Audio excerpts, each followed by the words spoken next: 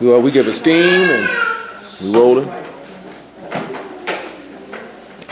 All right. So that's next time. Next week after this week. That's next. We give esteem and honor and praise to the Most High, Yahusha. Let's go ahead and get John 5:39. Will and Troy, you can get Leviticus 21 and 17. All these words right here, everybody, are in Leviticus chapter 21. And begin at verse 17, so you know. So all these words are located.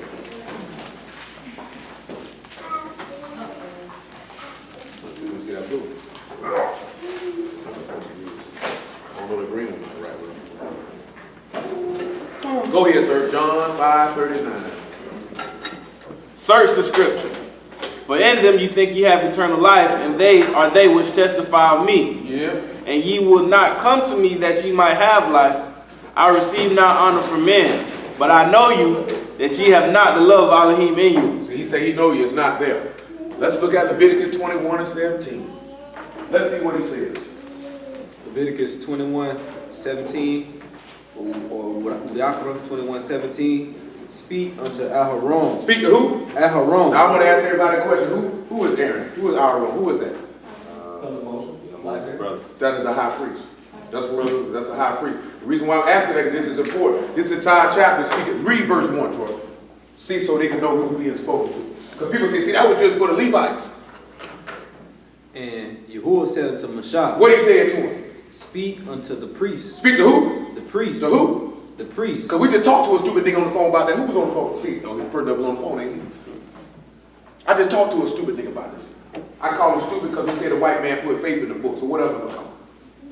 Dead serious about that. I ain't got no understanding when it comes to that. What do we say speak to? The priest. Why? The sons of Aharon. The sons of who? Aharon. And what does Aaron name mean again? Everybody? Okay. Follow me now. Come on. And say unto them, What to say to him?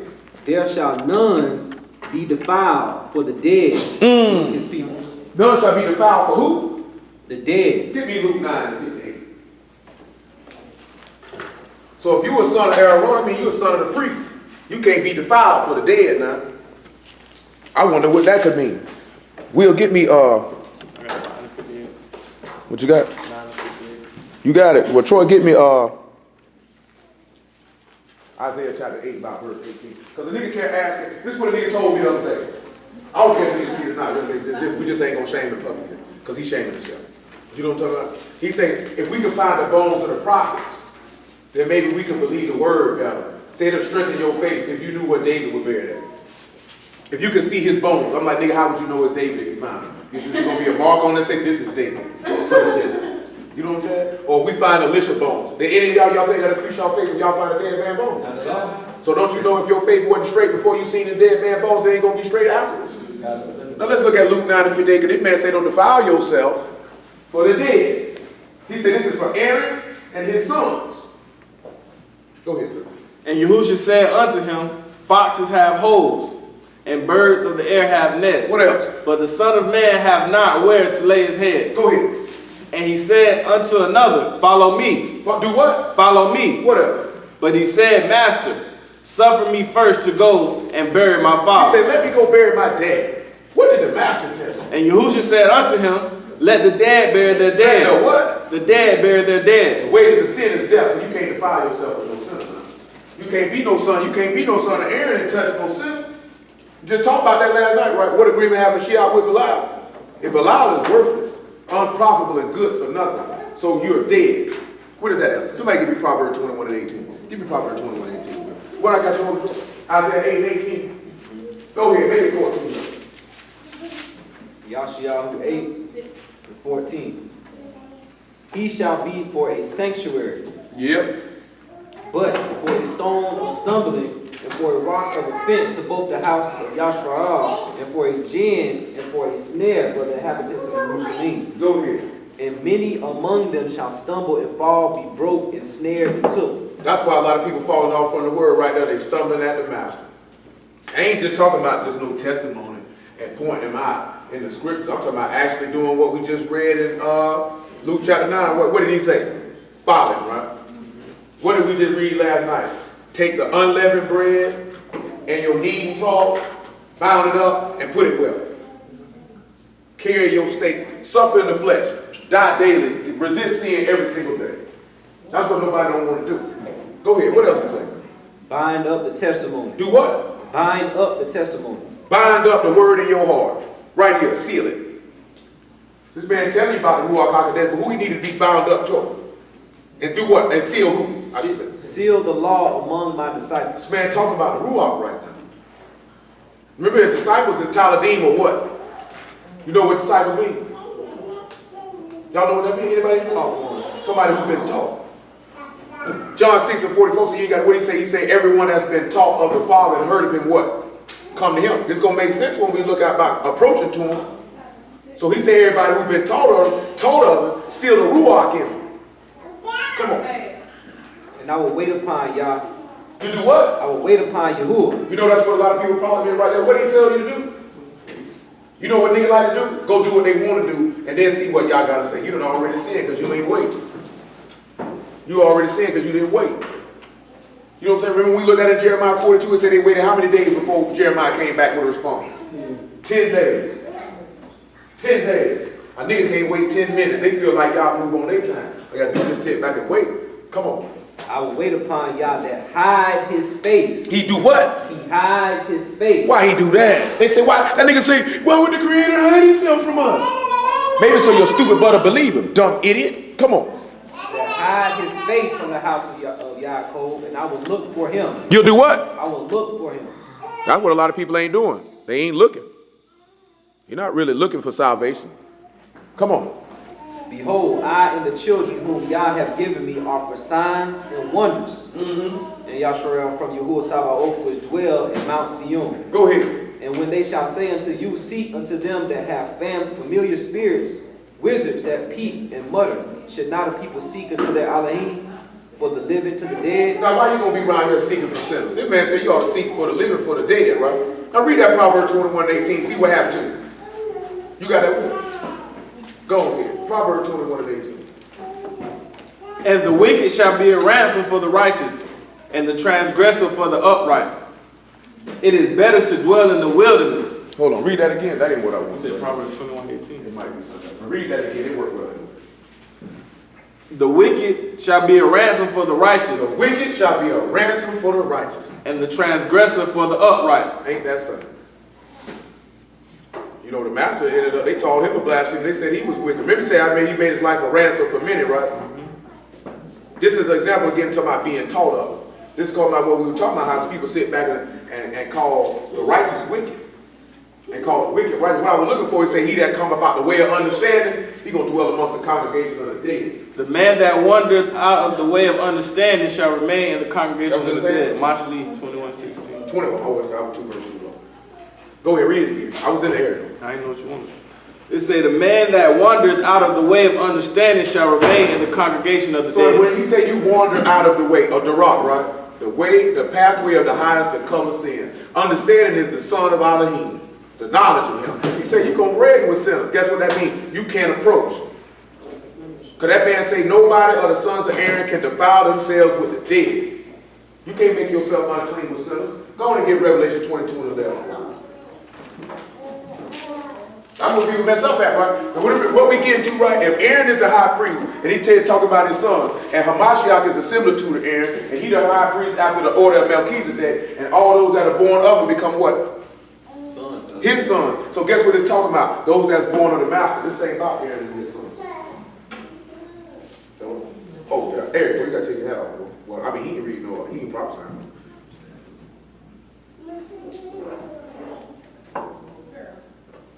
Go ahead. Revelation 22. And 11. He that is unjust, let him be unjust still. And he which is filthy, let him be filthy still. And he that is righteous, let him be righteous still. And him that is Kodash, let him be Kodash still. So why would you sit back and defile yourself with the dead? You know what I'm saying? Why would you turn around and do that? If you say you're going to be a son of Alahym, right? That can't happen. That can't happen. It ain't going to happen. That man just gave you a law and said, do not defile yourself with the dead. So if you wander out the way of understanding and get involved with sinners, you just committed a trespass. Come on back to Leviticus 21.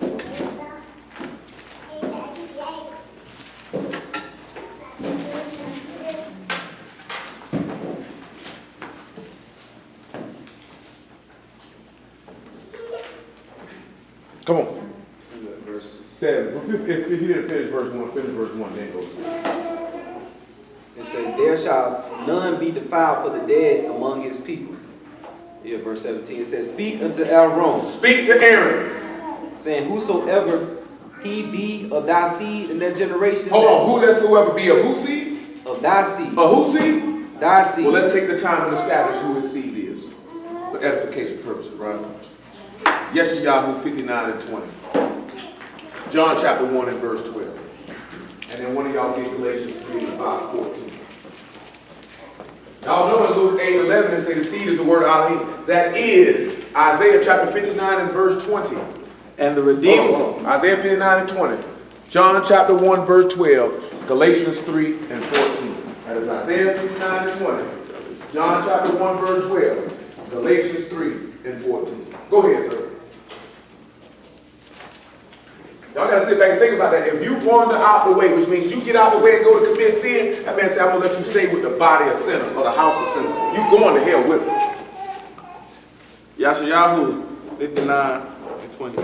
What does it say? And the Redeemer shall come out of Zion, And what happened? and unto them that return, them that turn from transgression and your cold. So that means the Redeemer's only coming to those who repent. If you don't repent, he's not coming to you. Come on. And unto them that turn from transgression and your cold, saith Yahuwah. As for me, this is my covenant with them. What is his covenant? Says Yahuwah. My spirit that is upon thee, My ruach that's upon you. and my words which I have put in thy mouth. We already know what is the covenant. It's the law in your heart, in your inward heart. Go sit down, man. Go sit down, side. Hello? Hello? All right. Go ahead. Go sit down, side. Your mama. Go over there with your mama. Go ahead. He said, as for me, this is my covenant with them, says Yahuwah. My ruach that is upon thee, and my words which I have put in thy mouth, shall not depart out of my mouth, nor out of the mouth of thy seed, nor out of the mouth of thy seed, says Yahuwah, from henceforth and forever. Notice he said seed. Now when he said that ruach will not depart from you, he told you in John 14 and 15 that his ruach will be with you for what? Ever. You know what I'm saying? Once you get a hold of that, boy, ain't no losing that. You know what I'm saying? Like dudes be like, I know people, the spirit got on them and they lost it. Nigga, use a lot. You know what I'm saying? But you gonna lose that. Once you get sealed with that, it's pretty much a wrap. That don't mean you can't never be tempted not to sin if you all did that there in the third. That ain't never gonna stop. But you would have already believed and obeyed. There's no way in the world because you're not gonna draw back. He said, we not are those who draw back to perdition. There ain't no way in the world that you'll taste the goodness of this man and turn back. You know what I'm saying? A nigga turn back. You know what a nigga sit back and say, I ain't turned back, but living contrary to the word, but you ain't turned back. And you lying. You know what I'm saying? All it takes is to sit back. He said, man, you wander out the way. Next thing you know, everybody around you is a sinner. And you're going to stay with them. You know what I'm saying? That's the book. You know what I'm saying? That ain't nobody's personal feeling. That's the book. Then we just see this man Solomon say, you wander out the way, understand that you'll dwell in the congregation of the dead. What you think will happen? You can't dwell in the congregation of the living, because he just said Aaron and his sons can't defile themselves for the dead. So I can't make myself unclean for no son. Not if I say I'm a son of Aaron. Not if I say I'm a son of the life bearer, a son of life. This man sat back and told you that in Philippians 2 and 15. That you may be blameless and harmless, sons of light without rebuke, who shine as lights among a perverse and crooked generation. Go ahead, sir. That was it. John 1 and 12. You can get to Galatians 3 and 14. We got to establish who the seed is. Which we know that's the embryo, right? What we were talking about in Psalms 139 a few weeks back. Say when you were unformed, you were already written in my book from the foundation of the world. Go ahead, sir. Yehukanan 1 and 12. But as many as received him, to them gave he power to become the sons of Alahym, even to them that believe on his name. How why he said what? Bind up the testimony, right? Seal the Torah among my disciples. You know what I'm saying? Go ahead. Which were born not of blood, nor the will of flesh, nor the will of man, but Alahym. This is how you become a son. Read the next verse though. And the Word was made flesh and dwelt among us, and beheld his esteem, he esteemed as the only begotten of the Father, full of mercy and truth. That's it. You know what I'm saying? That's it right there. Now Galatians 3 and 14, just to establish the seed, we just need to establish who his seed is. The seed is those that are born of him. Matter of fact, give me 1 Peter 1 and 20. Make it 17. Get 1 Peter 1 and 17 behind Galatians 3 and 14. Well, look, matter of fact, I'm like, Troy can get it. Read your Galatians 3 and 14. We get 1 Peter 1 and 17 behind Galatians 3 and 14. This is Galatians 3 and 14. That the blessings of Abraham might come on the Gentiles through Yahushua HaMashiach, that we might receive the promise of that Ruach through faith. Go ahead. Brethren, I speak after the manner of men, though it be but a man's covenant. Yeah. Yet if it be confirmed, no man disannul it, Can't no man stop it. or addeth to.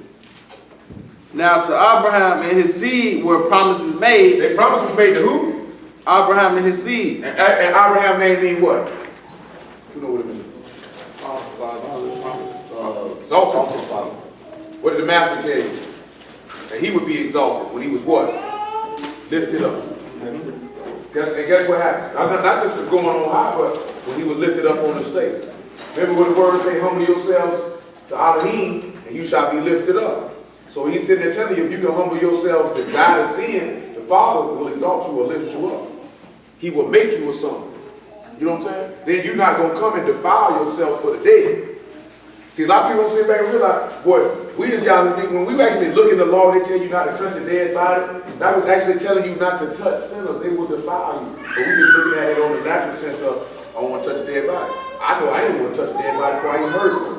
You know what I'm saying? I know some of y'all don't touch a dead body on your own. I just want to touch it. I mean, some people do that. They just want to touch it, see how it feels. You know what I'm saying? It's never that inquisitive. Saw that person there. I mean, you know, usually after, you go to funerals, open casket. That's what I'm talking about. You know what I'm saying? People will touch. I walked by, but I ain't never wanted Yeah, to. When I was 6 years old, somebody asked me.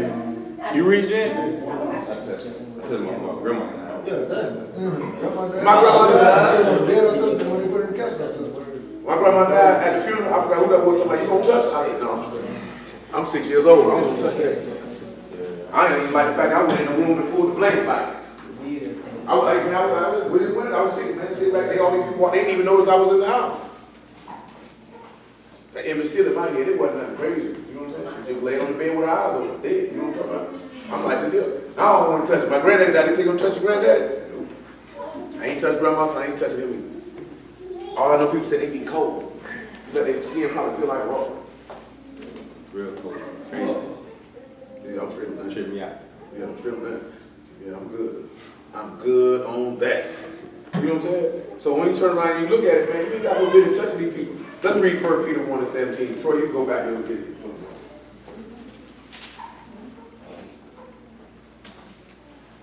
And if ye call on the Father, who without respect of persons judges according to every man's work. See, I was listening to the song and the brother said something on the song, right? He said you can't get justice from a racist. The reason why, and I'm glad that he put it in my mind to go to this particular spot. And the reason why I say this is this. Because you know, you got some brews that sit back and sit back and be like, can't nobody, I just hear that, nobody but us can get saved and all the other nations damn, right? But then how are we going to be able to go to Yahuwah and seek judgment and justice if he a racist? You know what I'm saying? That means he got respect for persons. That means his judgment is not just. We know that America's judgment is not just. She's got a bias. You know what I'm saying? Yahuwah ain't got no bias. What he say he going to judge a man according to? What he said right there? Every man his work. His works what's going to get you judged, not what you look like. So that's what? That's justice, right? We're going to be dealing with judgment. So it's all good. Come on. Pass the time of your sojourning here in fear. So guess what? Knowing that he's going to judge you according to your works, you better pass the time that you here with some reverence. Come on. For as much as ye know that ye were not redeemed with corruptible things as silver and gold, Silver and gold ain't get it done. from your vain conversation received by tradition Your of your worthless fathers, behavior. Come on. but with precious blood of Mashiach, as of a lamb without blemish and without spot, Yep.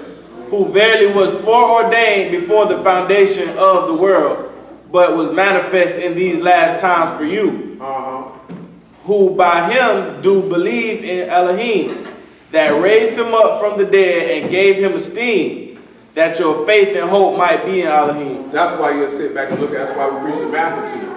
That your faith and hope might be in Alahym based on what he did. You know what a lot of people put their faith and hope at? In a man. Worse than that, in themselves. Come on. Seeing ye have purified your souls in obeying the truth through the Ruach unto unfeigned You love. see how you say you purified yourself? Since you purified yourself, because nothing unclean can approach to the Father, can it? That's why we looking at this stuff. Come on. Purified your souls in obeying the truth through the Ruach unto unfeigned love of the brethren. Yeah. See that ye love one another with the pure heart fervently, being born again, not a corruptible seed, being born again, not a corruptible You gotta seed. understand something. If we were born of Abraham's seed, that's corruptible seed, ain't it? You know what I'm saying? Look, you catch the fact of it. Say we ain't got a high priest that's after carnal commandment. Because Aaron is a corruptible seed, ain't it? They said that Aaron and his seed, that's a corruptible seed. They died. Go ahead. But of incorruptible, by the word of Alahym, which liveth and abideth forever. So we got to be born of the word. Now we become Aaron's seed, or the light bearer seed. Because in him was light, and the light was the light of men. They say the Torah is light. See, all they need to talk about, see light. See, the law is light. Yeah, it's light. Dumb it, the master. We just see the word made flesh. That's the light. You got to come to him. Back in Leviticus 21, we started first. But we had to establish who Aaron's seed is, didn't we? You got to know who that is, and then you got to see what it's really talking about. It's talking about the master and his children. That's why he say, I and the children which Yahuwah have given me, they for signs and wonders. The master told you the apostles were for signs and wonders. We talking about his seed, his children. Come on, Leviticus 21. Leviticus 21:17. Speak unto Aaron, whosoever he be of thy seed in their generations that has any blemish. Any what? Blemish. Now we start with the first word, blemish. Now we got these characters. What we got up here first, bro? Alahym. So we got chaos. And then what's the next thing we got there? Established. And what we got after that? Alahym. Established chaos. Chaos is established. That's what a blemish gonna give you right there. Well, I gotta put an ED on that.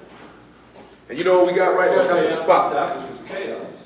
A blemish will establish chaos. You know what I'm saying? Chaos is established because of the blemish or established. Either way it go, right? That's a spot. So then we know what does shalom mean when we spell it out. So that means if you got a blemish, Satan is in the area. Now let's look at something, right? 1 John 3 and 8, Will. For Ephesians 5 and 22.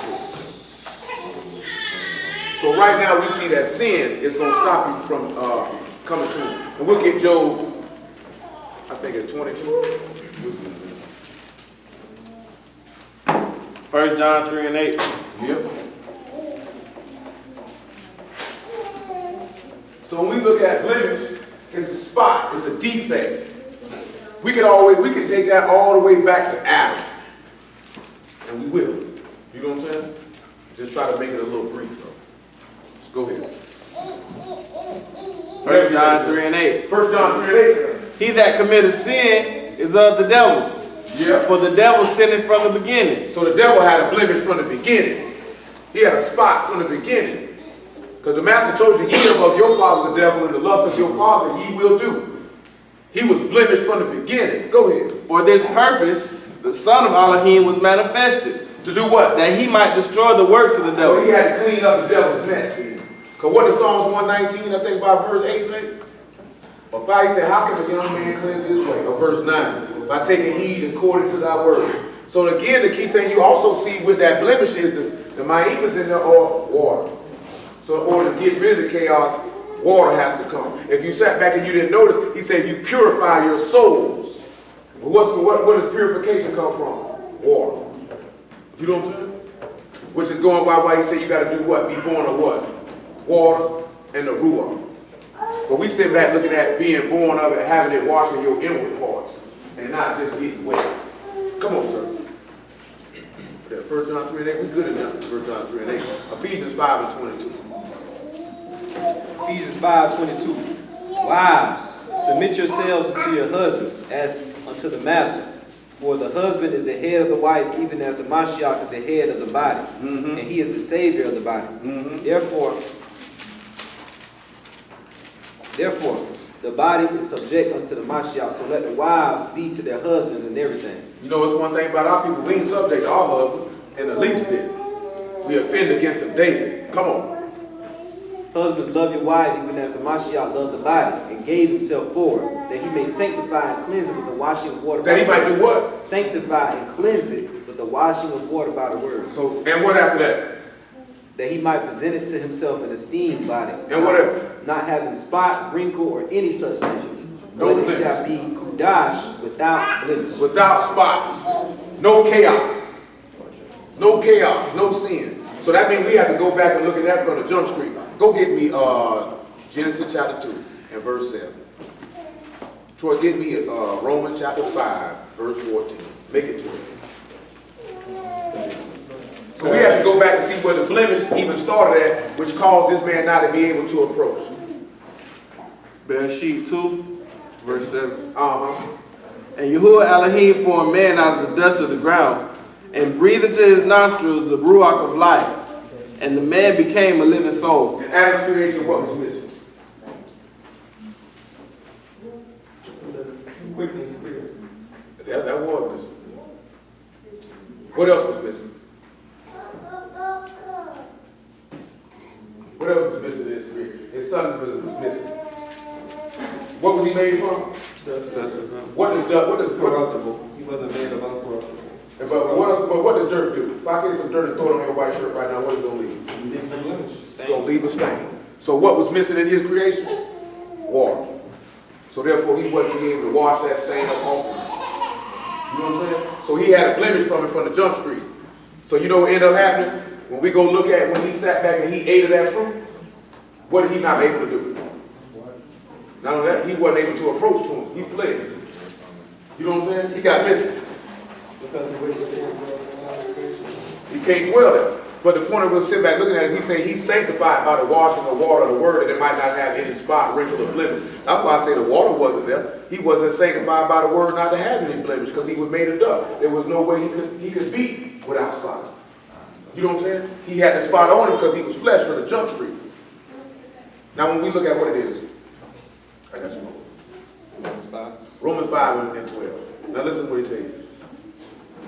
Wherefore, as by one man sin entered into the world, and death by sin.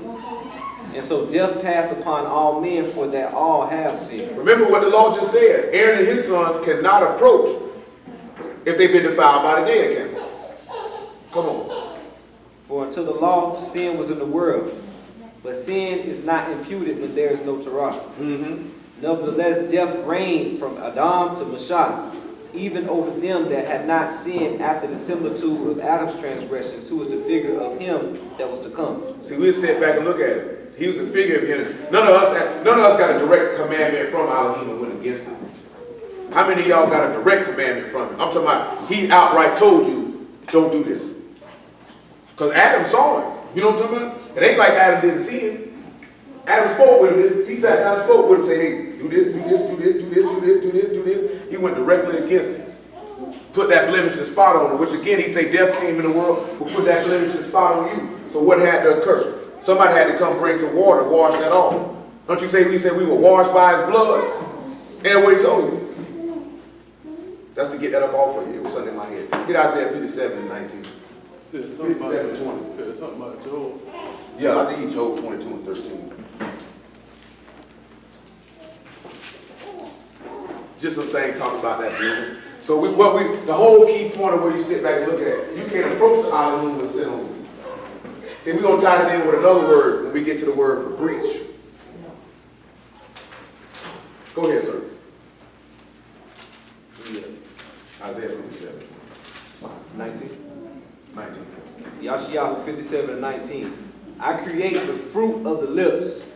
Shalom, shalom to him that is far off, and to him that is near, says Yah, I will heal him. He'll heal and say, peace to them that's near or far. Why? What did he say after that? But the wicked are like a troubled sea. They got chaos. It cannot rest, whose waters cast up mire and dirt. There is no shalom, says Alahym to the wicked. You can't get no peace and you wicked. He said a double-minded man is unstable in all his ways. And he just sat back and told you they toss like the sea. Toss to and fro with every wind of doctrine. And we're going to see something about that there because it's another word in here that bear witness of why they can't approach.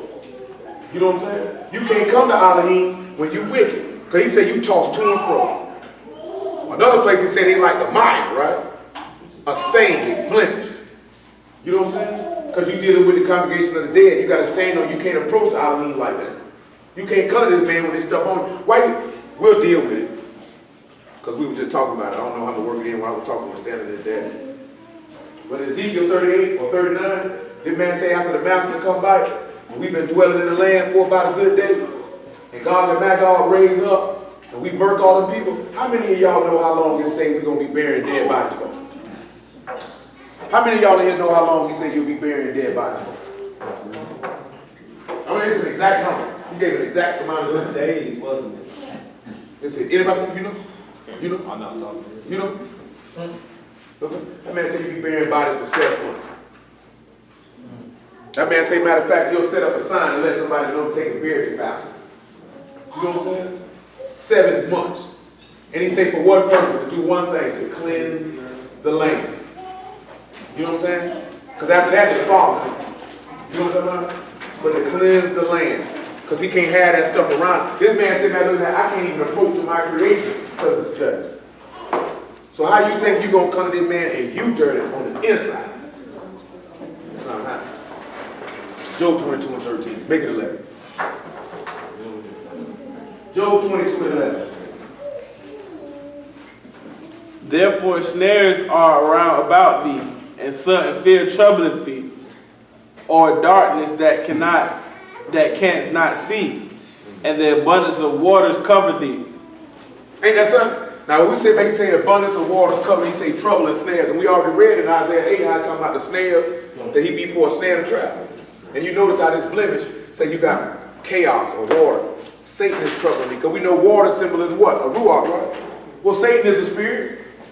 He's a spirit of air.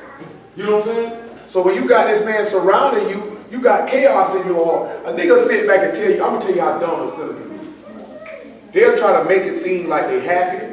Everything's going great. Everything is lovely. When inwardly there's all manner of inner turmoil and chaos because you know you don't want it outside the way. You know what I'm saying? Once you get to a point of wandering outside the way and it don't bother you and you don't have that chaos inside, you know you done. You know what I'm saying? Just been talking to that brother the other day, look at that nigga's done. You know what I'm saying? You don't want to be like that, man. He said there's no shalom to the wicked. A nigga sit back and say, y'all lying. I got peace in my life. How? If you wicked, how? You see how fast a nigga called a man a liar? And then turn around and say, the book ain't true. No, nigga, you ain't true. Come on. Come on.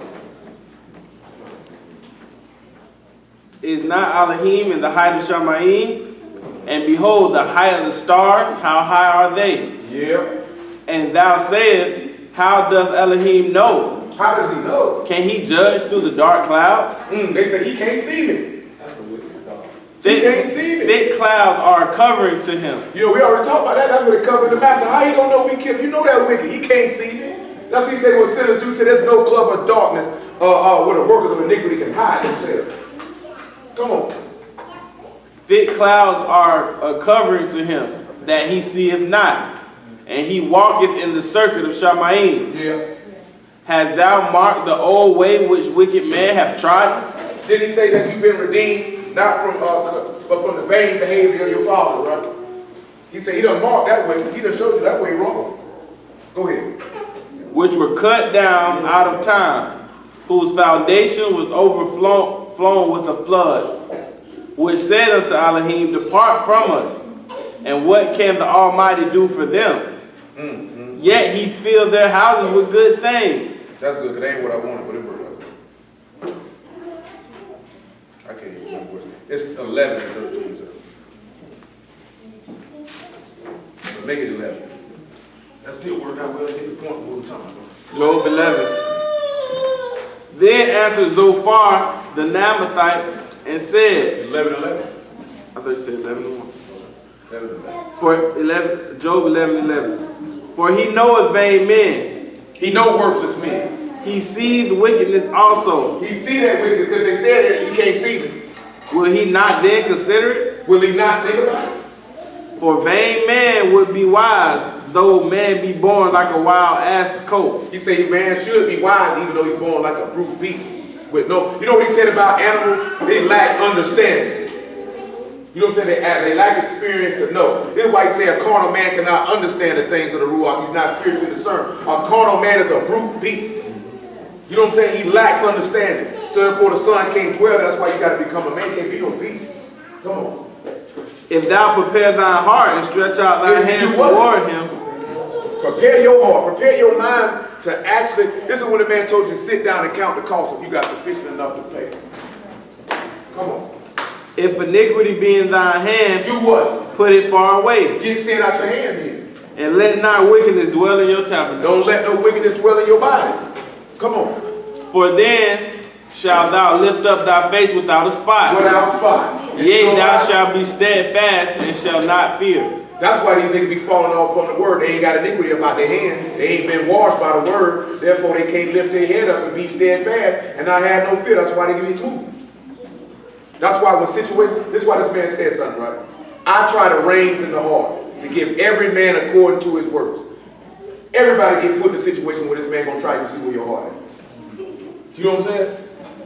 Y'all done seen people get put in situations and they fell right off from the word because the man had to show. You don't believe. And it's all I had to see. It's real easy to say you believe a man and trust a man when everything's smooth. Now let me put this up on you. Let me see what you really do. Because the minute he gonna sit back and see, that nigga went back and sin and left in 48 hours. Left in 48 hours. I thought he loved me. You know what I'm saying? Straight up though. He gonna do it. You know what I'm talking about? He gonna put you in a situation to see. Well, if a nigga get in some tribulation or some trouble and they go back to sin, they just show the man, I don't love you, I don't care about you, I ain't believe you or nothing. Because if they did, they would have stood fast to the word. Paul told you, nothing will separate us from the love of Mashiach. Nothing. Not distress, not tribulation, not peril, not the sword, not death, not hunger, not nakedness, not nothing. When he didn't get hungry for 3-4 days, boy, man, I'm following Allah now. So he Muslim niggas gave me some mean pies. Niggas do it though. They give us jobs. All like that. You know what I'm saying? Yeah, y'all gonna get to eat some bean pies in a week or so. You like bean pies? You don't like them? Huh? I ain't never had one either. I like beans though. I don't know if I want a pie. Come on back to beans. Samosas are nice. Milk is 21, 17, or 18. Verse 18, Leviticus 21, verse 18. So we see how bad a blemish can be then, right? That man say, wash you, make you clean. He say, come out from among them and be ye separate, and I will receive you, saith Yahuwah Almighty. Come on. It says, for whatsoever man he be that has a blemish, And blemish, he shall not approach a blind man. a blind man. A blind man can't come either. So what's that first character we have in this earth? We have the Alahym, And what that is, literally the eye. or the eye. Now what do we got after that? We have the block, or the ur. We got that again. So what we gonna have again? It's established. Or you have the Rosh, Or the head. which is the head, and that brings Aur, which is the blind. So this is what we got. When we look at blind, I think he just missed the word. I meant to get the word karab too, but we don't think we got it right. Here we go. Karab. There we go. Corral. We got it over here. This is to approach, to draw near. He said anybody that has to do it's going to approach to draw near to Alahym can't have a blemish and they can't be blind. So when we look at for this one here to draw near, what character we have over here? Cool. Cool. Rise. So what up with it? The kush is like a Rise. Like sunrise. Horizon. And then we got the Rosh again, right? And we got the head. We can sit back and look at horizon and just sit back and say the sun or the light. And you got the lake, which is the house. So we have the house. So basically we have the light, the head, and the house. So this is basically the light or the sun is the head of the house. You know what I'm saying? This was allow you to draw near because you can't get to Abba but by who? By Aaron. Because he's sitting there telling me. Come on. What's that? He's sitting there telling Aaron he can't come in. But the blind man can't get established to the head. Why? Because he can't see him. You understand what I'm telling you? You can't see him, so you can't approach. So that means we have to take our time with that, correct? We're just going to hit a couple precepts. We ain't going to exhaust them. So we have to look at something. Matthew 13 and 10.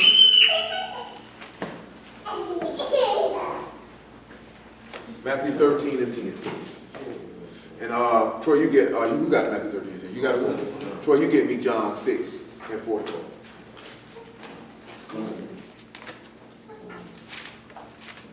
Matthew 13 and 10. Yes, sir.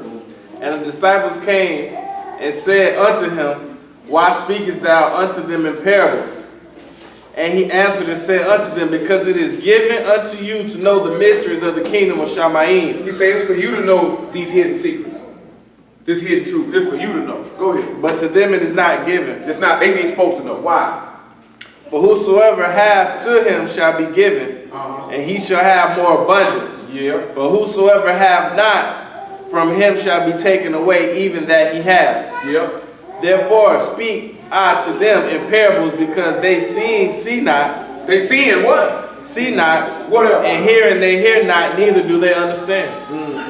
Now what y'all ain't actually caught was we gonna show. We actually showed how the master took the blemish off of you so you could approach. Because he sanctified you by the washing of water, by the word. He sanctified you by his blood.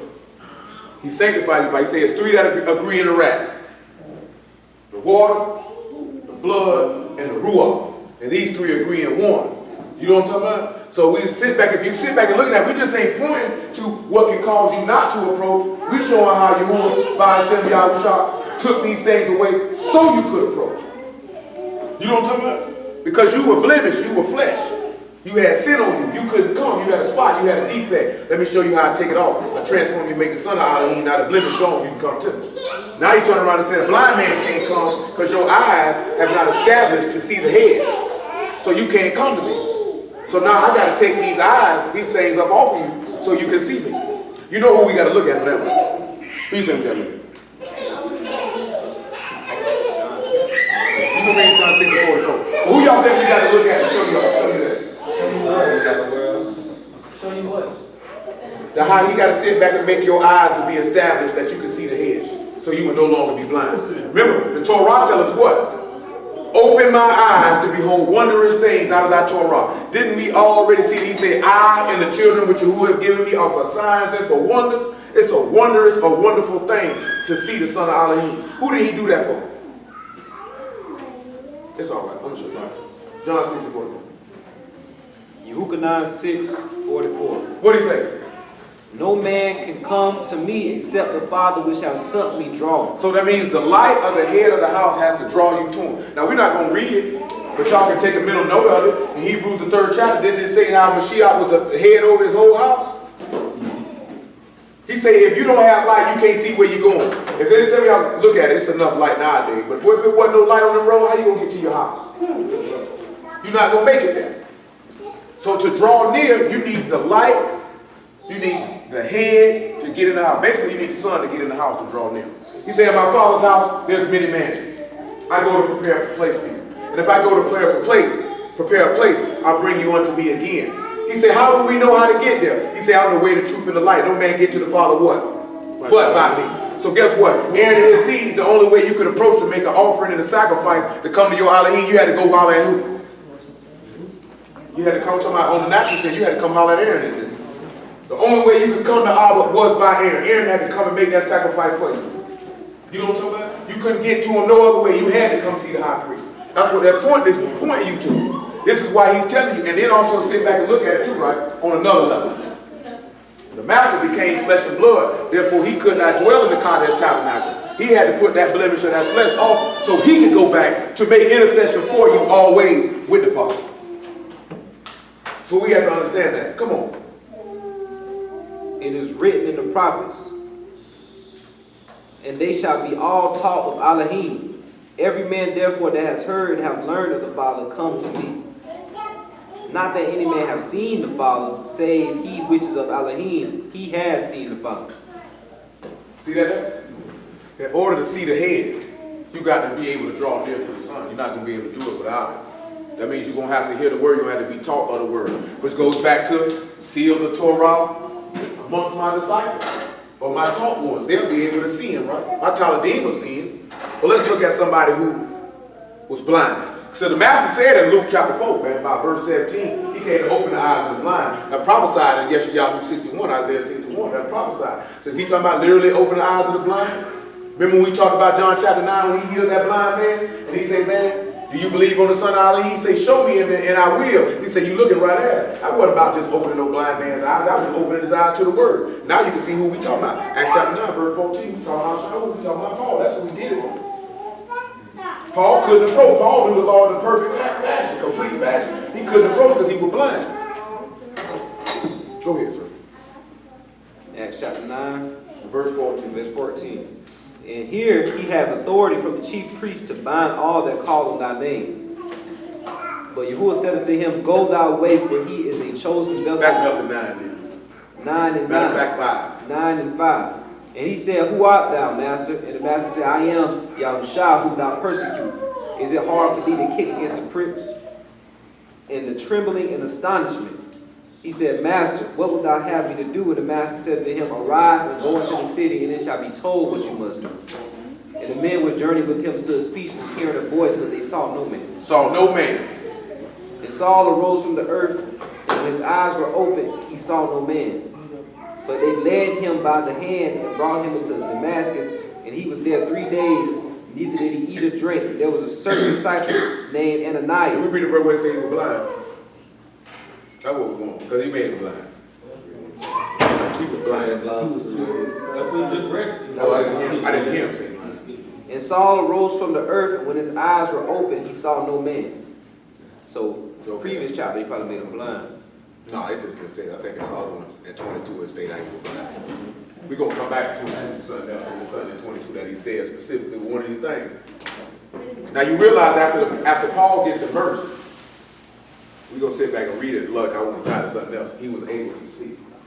You know what I'm saying? So what the master came to do was to give you sight to see him. You know what I'm saying? The people saw him and didn't know who he was. He told Philip, how long have you been with me and you have not known me? That know the word. Give me second epistle of Yahanan, about verse 7. And then we'll go to Lane.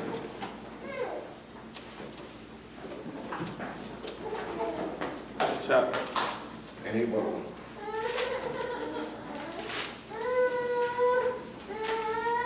Second epistle of John, verse 7.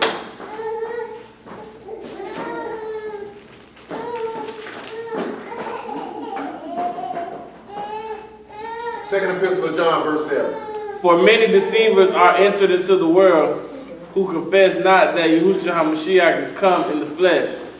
This is a deceiver and an anti-Mashiach. Look to yourselves that we lose not the things which we have wrought, but that have received the full reward. You got to look at yourself to make sure you don't lose what you don't work for. Some of y'all know people that are lost what they don't work for. You know what I'm saying? They done lost what they don't work for. Go ahead. Whosoever transgress and abideth not in the doctrine of Mashiach have not Alahym. He that abideth in the doctrine of Mashiach, he have both the Father and the Son. You got to abide in the word to get the Father and the Son. The only way you can be able to do that is because you see them. Go ahead. If there come any to you and bring not this doctrine, receive him not into your house, neither bid him Godspeed. Don't even fool with them. Go, come on back to Leviticus 21. Let's look at Lane. You don't have to read. Now we look at Lane, right? And what's the first character we have for a Lane? We had a Lamar, which is the teach, right? And what's the next character we have here? And what is that? Thorn. We have a thorn. And what's the next character we have? We have the cot, right? And that's the separator.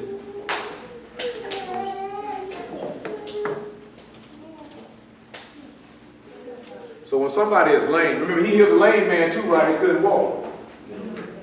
So we turn around and we look at to teach the thorn that separates, or to teach you to be separated from the thorn. You know what I'm saying?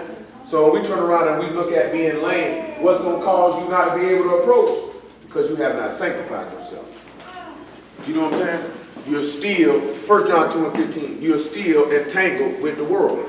Judges chapter 1, is it? Chapter 1 and verse 4. Remember he said he would lead in the law. He said he would lead the people in the land, right? As a thorn in your side to prove you. You know what I'm talking about?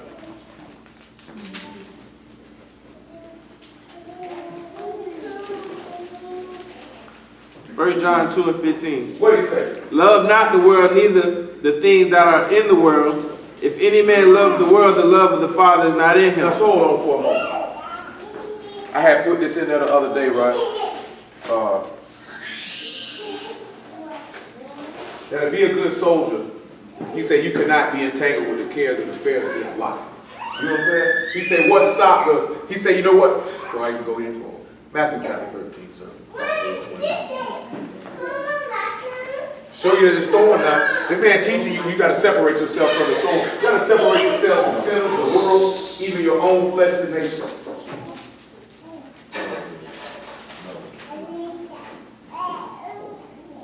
Matthew 13:21. Go ahead. Yet has he not rooted himself. Make it 22. Give me Hosea chapter, what is it? 9 and 10. 22. He that received the seed among the thorns. Among the what? The thorns. The what? Among the thorns. That means you're lame then. You can't approach. Why they can't approach, sir? You hear the word, and the cares of this world, the deceitfulness of riches choke out the word, and you become unfruitful. That's why you can't approach, because you lame, because the cares and affairs of this life is choking off what the man is teaching you, so you can't separate yourself. So which means what? You can't corral, you can't draw near. And you know that's really coming in? Is that rasoon. You don't take no pleasure in the light of his word now, which is going to cause you not to zakah, because you're not going to remember it. You know what I'm saying? You're not going to remember it. So ain't no way for you to approach this. Because to be able to approach this man, you would separate yourselves from these thorns, or this sin, or this transgression, and you would remember the man, you would take delight in his word, and you're going to come to him. It's just that simple. You know what I'm saying? It ain't really, when Paul told you the simplicity that's in Mashiach, it's really just that simple. Come on, sir. You finish that verse? Yeah. Hosea 9, is it 9 and 10? Read, tell me what verse it is. I found Yasharah like grapes in the wilderness. No, in this chapter. All I want to show you, you say you done sold yourselves among the thorns, or something like that. No, it's 10 and 11. That's what it is. It's 10 and 11. Hosea 10 and 11.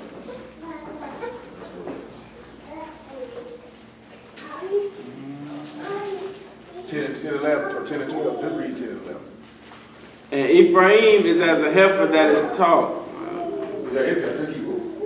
That is taught, and loveth to tread the corn. But I pass over upon her fair neck. I will make Ephraim to ride. Yehuda shall plow, and your colt shall break the cloud. Sow to yourselves the righteousness. Hold on, do what? Sow to yourselves the righteousness. Sow to yourselves in righteousness. And what else? Reap in mercy. Reap mercy. Break up your fallow ground. See, when he say you to sow in the righteousness, that means sow the seeds of faith. When you do that, you'll reap the mercy of Alahym. What else? For it is time to seek Yahuwah. It's time to do what? Seek Yahuwah. To do what? Seek That means Yahuwah. to draw near. So that means you got to stop having blemishes and being blind and being lame. Because the master was teaching you to separate yourself from sin so you could approach. Come on. Till he come and rain righteousness Till he put the upon you. ruach on you. What else? Ye have plowed wickedness. You done did what? Ye have plowed wickedness. And what else? Ye have reaped iniquity. And what else? Ye have eaten the fruit of lies, because thou didn't trust in thy way. You trust in yourself. Because he said you done sold amongst the thorns. Did you read that book? It's interesting you said Yeah, that. here you part. It's interesting it says that, and it says the deceitfulness of riches to go along with that. You trust in your own hand and make you rich. As far as what you're going to do to get there. I know that's what it is. Well, that's what it is. You sold them 5 witnesses and read the iniquity. So like this. When you sowing in amongst the thorns, well, basically, he sit back and say, you know what I'm saying? You believe the fruit of lies, right? You sought your own way. It's what happens when the word falls among the deceitfulness of cares and riches, deceitfulness of riches and the care. But it's not just the riches. He say the cares and affairs of this life. Come on back to 1 John 2 and 15. That's why he told you not to love the world. He was teaching you because that's what's making you lame so you can't approach. This ain't literally just sitting back talking about, I got a broken foot. Or I'm hurt, well, I'm independent, I'm laying in my bed for me to take up your bed and walk. That's why when you separate the thorn, what he told him, take up your bed and walk, now you can walk in the pathway. Now you can get to where you need to go to draw him. Come on, sir. Love not the world, neither the things that are in the world. If any man love the world, the love of the Father is not in him. Yeah. For all that is in the world, the lust of the flesh, the lust of the eyes, and the pride of life is not of the Father, but of the world. And the world passes away, and the lust thereof. But he that doeth the will of Alahym shall abide forever. These are all the things that's going to be able to cause us to approach. We have to get rid of. The next thing is we're looking at a flat nose. That is Quran. And again, you see what we see on this here? We see the cup and we see the separation again. And we see the Rosh again, so we see the head again. And then we see the, what it is? Chaos. We see water again, or chaos. So when you see that you have a flat nose, it's separate. No? Quran means to ban, devote, destroy, utterly, dedicate for destruction, exterminate, to divide, to split. So when we're looking at somebody with a flat nose is to be destroyed. You know what I'm saying? Again, now, we ain't sitting back looking at this. Ain't talking about because you got a flat nose. So we say anybody that, so when we look at it, he say you can't approach him if you're Quran. They would know, looking at that is, they would know that this is a separate head of chaos. And we know the separate head of chaos is to be destroyed. You know what I'm talking about? So let's look at something in Matthew chapter 25 and verse 41. So we already know what's coming around here to cause, what causes chaos? Sin.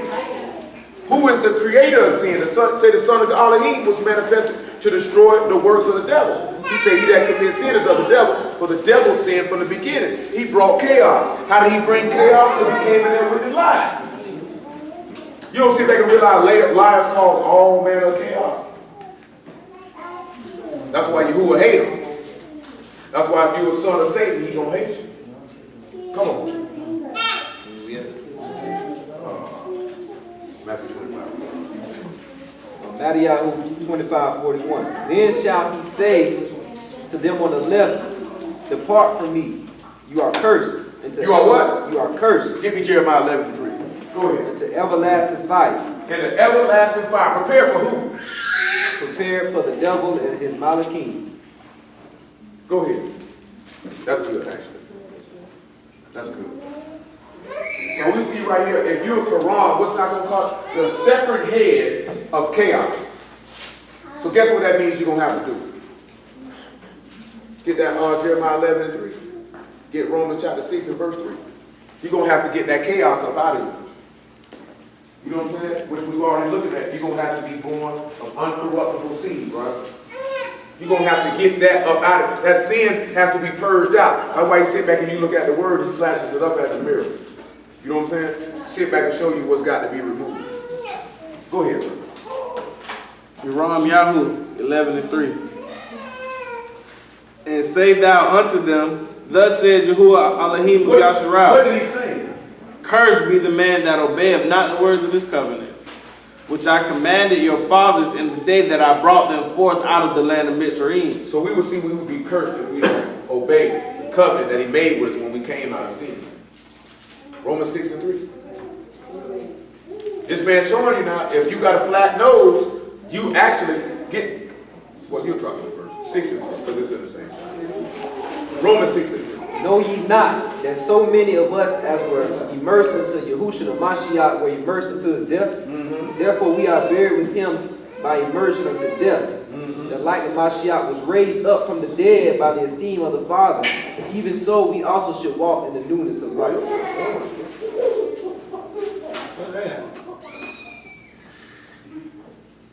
They look like hook 'em horns.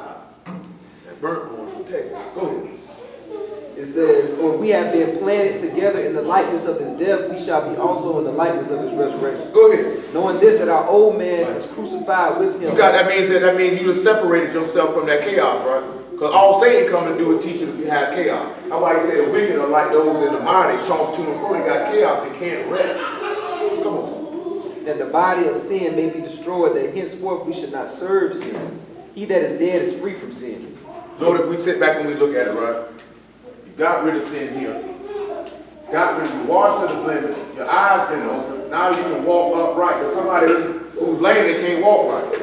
You know what I'm saying? The master came to get you to walk upright. Now we got to turn around and say, now you got a flat nose. You were appointed to destruction. Where is that in that verse? Give me 1 Thessalonians chapter 5. Probably about verse 7. Yeah.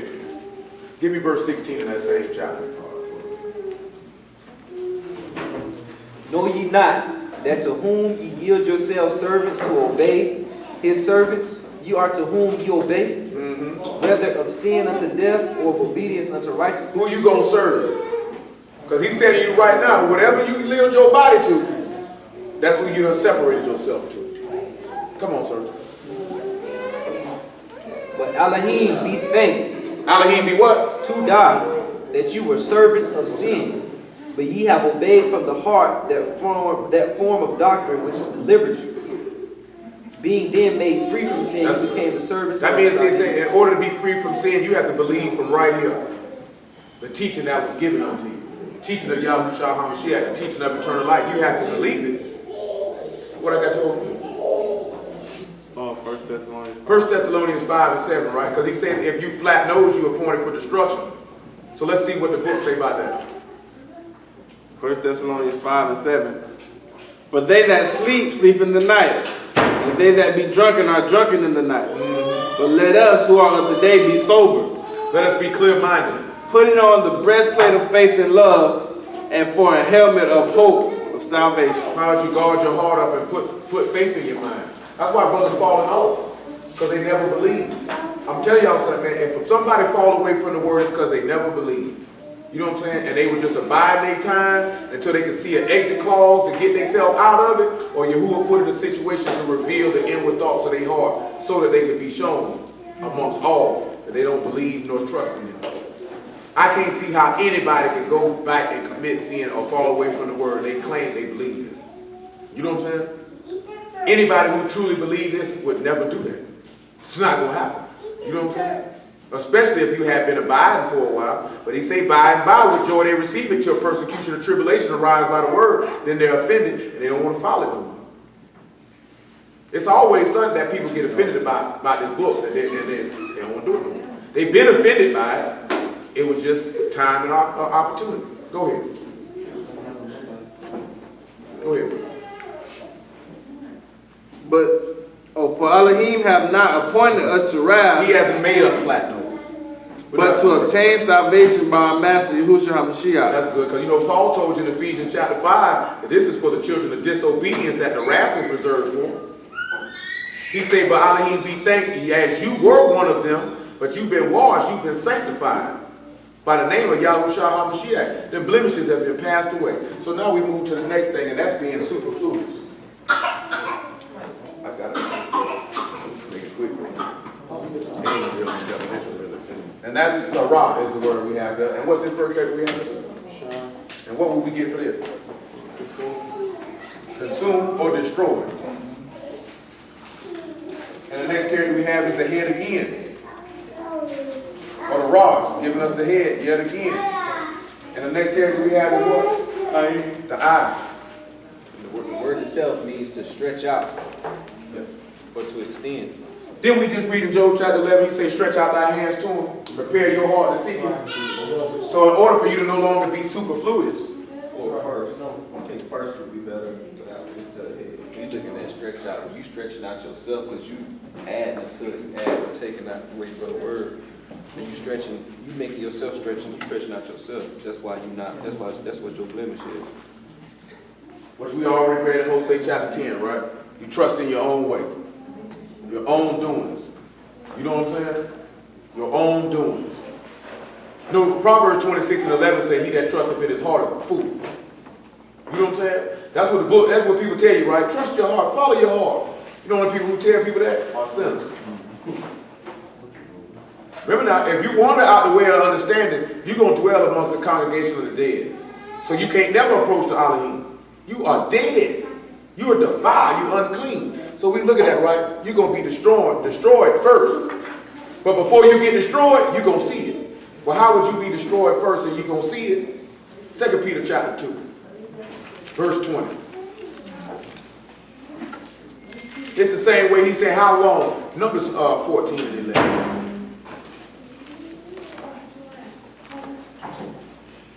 2 Peter chapter 2, verse 20. 2 Peter chapter 2.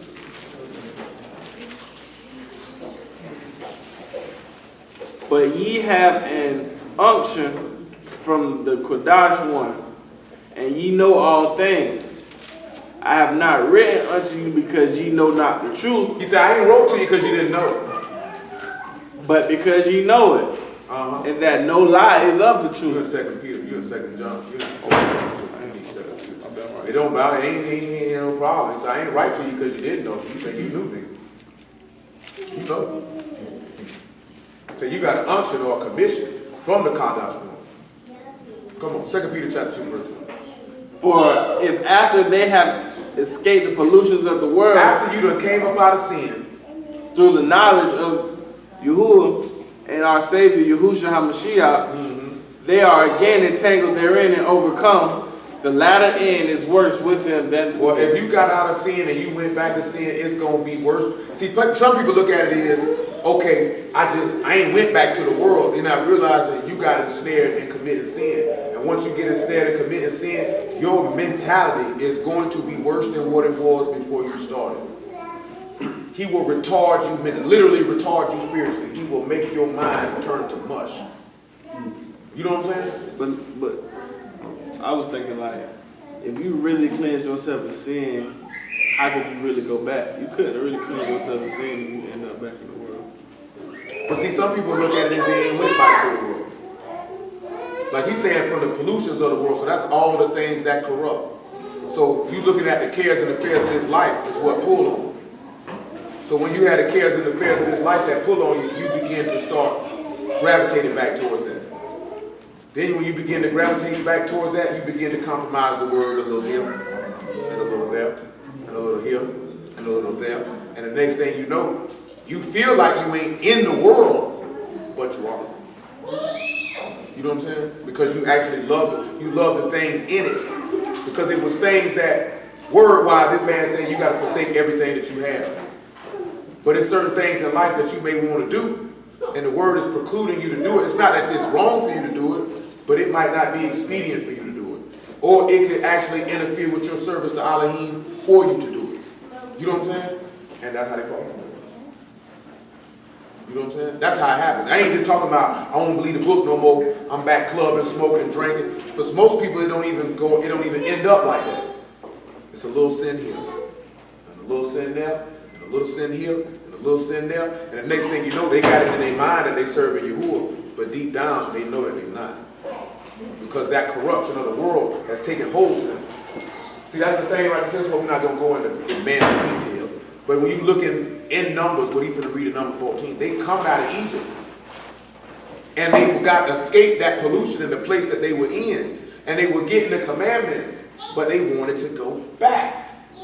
You know what I'm saying? They wanted to go back. They backslid. They wanted to go back because that was more appealing for them. And it ended up being worse for them than when they started. You know what I'm saying? Well, this man ain't nobody to be played with, because we ain't talking about somebody that was in a quote-unquote camp, like you say, you know, and niggas teaching garbage. You know what I'm saying? And then they just went back. You were hearing lies mostly. You know what I'm talking about? But if you get the opportunity to actually know the man and hear the man and know which way to go and which way not to go, and you turn from that, that's what he's talking about. You're done. Look at what he say now. Go ahead.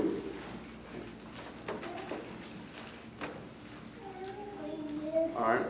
For it had been better for them not to have known the way of righteousness Then after they have known it, to turn from the set apart commandment delivered unto them. Go ahead. But it is happened unto them according to the true proverb, the dog is turned to his own vomit again, and the soul that was washed to her wallowing in the mire. So basically, you will be destroyed because you heard the word first. You seen the Son with your eyes because you heard of him and you turned from him. No. That's destruction. You know what I'm saying? So basically, this what being superfluous is telling you about it, you can't hear the word and then go away from it. You know what I'm saying? Like in John 6, when people start walking with it, what you thought they were going to get? You think you're going to get some salvation because you start walking with it? Then you got to sit back and look at it, right? Because this is how a lot of people do. I don't like him, so I'm looking for somebody else who's going to preach the word. Who ain't going to never let you link up with nobody else. Not because it's like this here, because you're going to get the same thing no matter where you hate my word. It's not the person. You just hate my word. It's the words you hate. And if you're not going to hear from me, because that's what most Hebrews do too. Oh, I don't like Makal, so I'm going to see what Yohanan talking about. I don't like Yohanan, so I'm going to see what this is. You hate the word. You looking, which we're going to get to one of these words, you looking for somebody to tell you what you want to hear. You know what I'm saying? And if this person ain't telling you what you want to hear, then you're going to be on a mission to find somebody to tell you what you want to hear. The next word we have is saying broke foot, right? Tell them what broken foot means. Ain't that the same word? You ain't put the other one. One of them the same thing.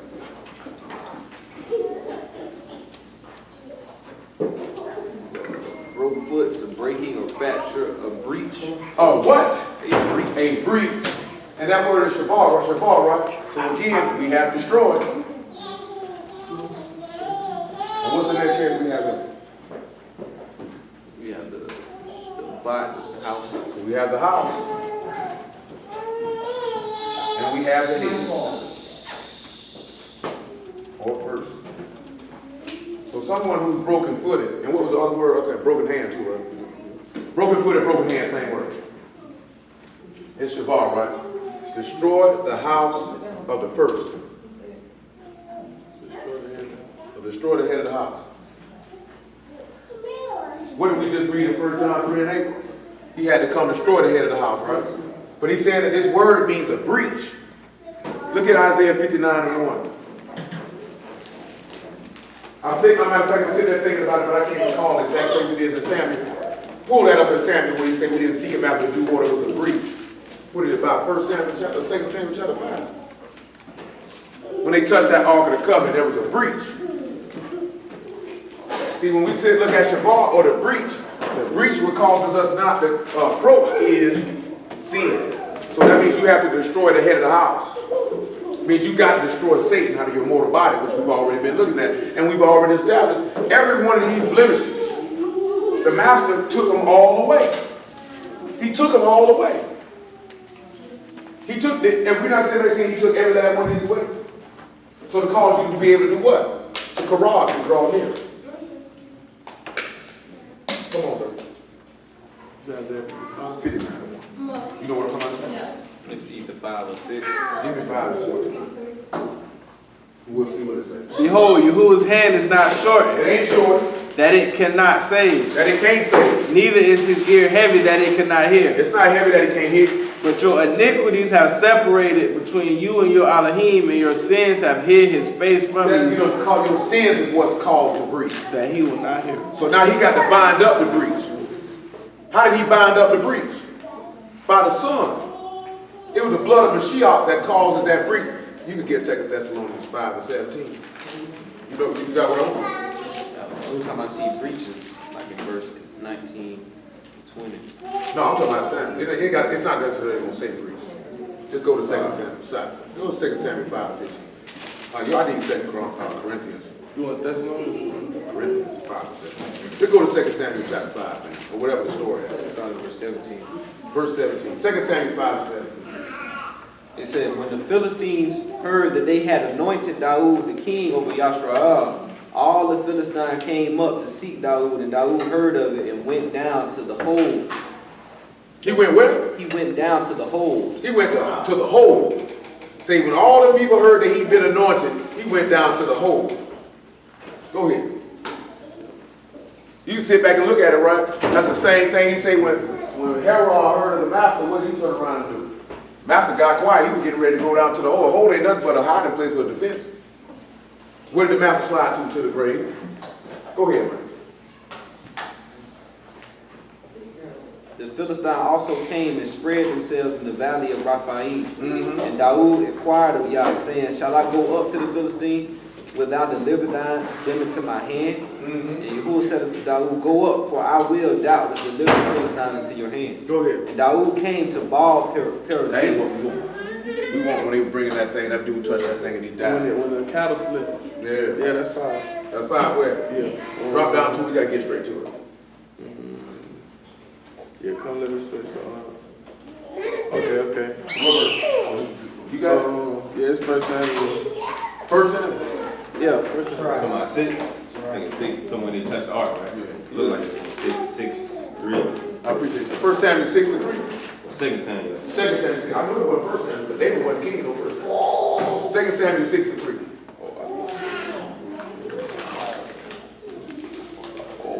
Somewhere around there. It's 6. Go ahead. Second Samuel 6 and 3.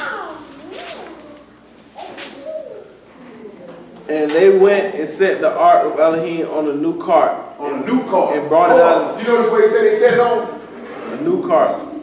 How about you get a new heart, a new ruach, or a new vessel? That's all that cart is, a vessel. He said they set it on a new one. Because it had been defiled. So we had to make a new one. This body done been defiled. This is where your heart done been defiled. Your ruach done been defiled. You need to make a new one. You know what I'm saying? Go ahead. And brought it out of the house of Abinadab that was in Gibeah. And Uzzah and the son of Abinadab, drave the new cart. And they brought it out of the house of Abinadab, which was at Gibeah, accompanying the ark of Alahym. And Naoh went before the ark. And Daud and all the house of Yasharal played before Yahuwah on all manner of instruments made of fir wood, even on harps and psalteries, and on timbrels and cornets, and on cymbals. And when they came to Nicole's threshing floor, Uzzah put forth his hand to the ark of Alahym and took hold of it, for the oxen shook it. And the anger of Yahuwah kindled against Uzzah, and Alahym smote him there for his terror, and he died by the ark. Why did he kill him? Why did he kill him? Draw near with the blemish. He draw, number one, he draw near the blemish because the ark of the covenant gonna be in the Kadesh, so the Kadesh, you can't even step in that. And number two, who the only people supposed to touch it? Priest. And was he one? Sons of Aaron. He wasn't no son, can't touch it. So he made his error twofold. You can't approach under this because you got a blemish, and two, you're not a priest. You ain't had no business touching it. And the reason why his anger was kindled is because you know this. You know what I'm saying? It's not like you didn't know this. You knew this. What had happened with David? I think it say David was what? Displeased. What was he displeased about? Not really about Buddy dying, but he was like, how are we going to get it to the spot? Later on in that chapter, David said, no, this happened to us because we did not seek him after the due order. This is why the breach came. We sought to do it how we wanted to do it. You know what I'm saying? But you also notice before that Ark of the Covenant got brought up, even though you read it in 2 Samuel chapter 5, it kind of led it up. Before they could bring the Ark of the Covenant, what happened first? Before they brought it from there. Before they brought it up from there, before they got it back, what happened? They had destroyed the head of the house, or the people who had it. What is that showing up? You got to destroy Satan to be able to put this thing on a new card. Now read 2 Corinthians 5 and 7.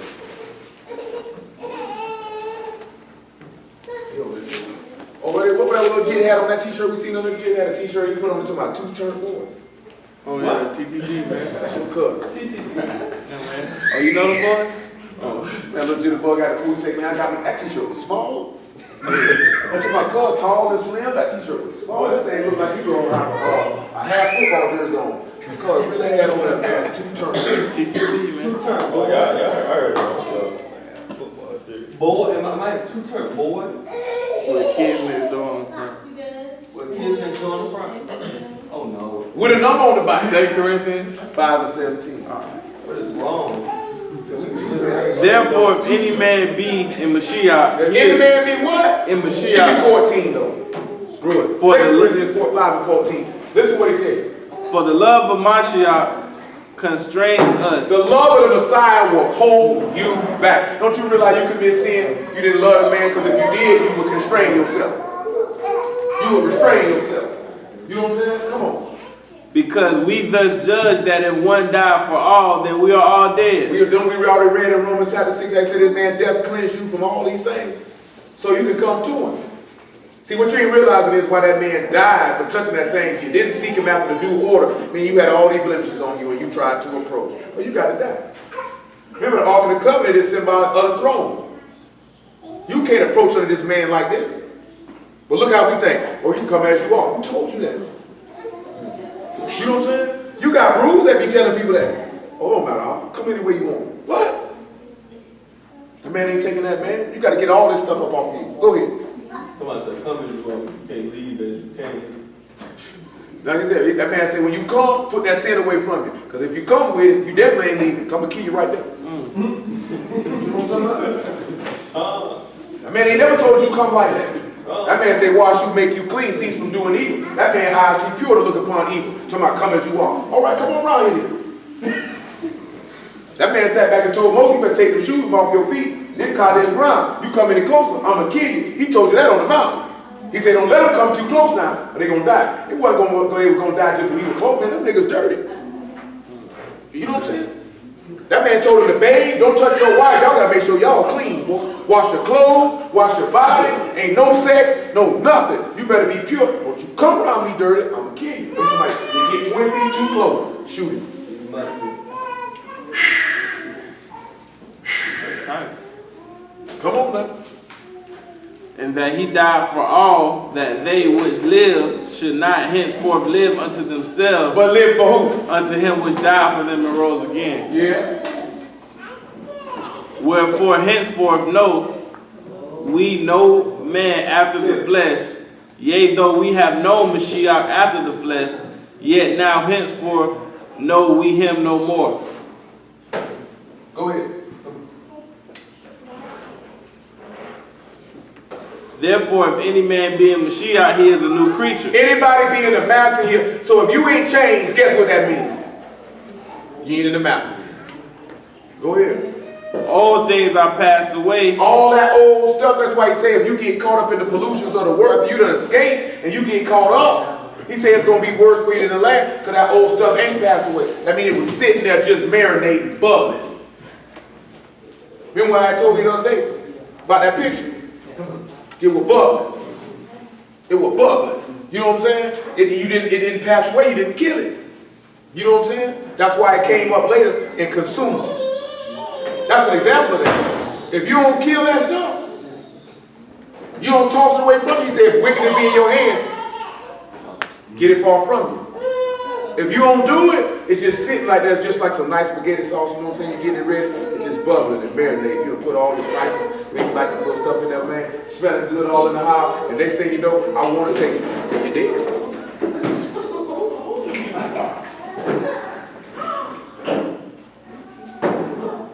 And you dead. And you dead now. That's serious now. You can't sit back and let wicked thoughts and wicked ways marinate in your head. You gotta get that stuff up out of there. That man say purge.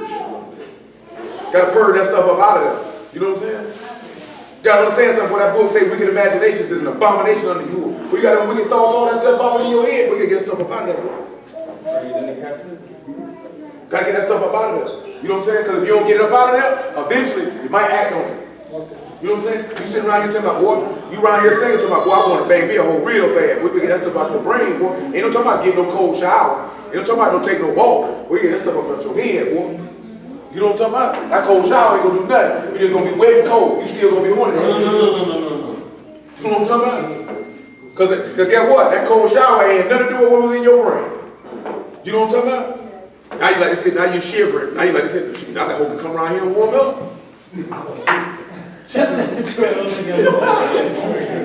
I'm real though. How you gonna think shoot? Two bodies get together, that's what we shooting at. A wicked nigga be like shooting books, say two be together, they keep them warm. He said, you don't want nothing to do with that. I'm just telling you though. Guess what? I'm telling you. I'm be honest with you, right? It's the two biggest things most people got a problem with. I say three. Pride being one of them. Basically, I will do what I want to do, irregardless of what the situation is. You know what I'm saying? What do they want to do? Anger and sex. Do you know what I'm saying? I say four. And then certain things you want to do in your life. You know what I'm saying? Desires. Because I told you, right, what if there was a plan you want to do in your life where you could do something great, but the word would not allow you to do it? Most people ain't going to get that up. They're going to keep that dream. You know what I'm saying? Most niggas sit back and rock, they sit back and look at, I'd rather be happy. I'd rather do what I love. But being happy and doing what you love can take you to hell. Is it worth it? You know what I'm saying? Is it worth it? That man say, what profit does a man if he gained the whole world to lose his soul? Was it worth it? That's the same way people look at you when you sell dope. Okay, you made a lot of money, but your friend's dead in prison. Or you dead, or you in prison. Was it worth it?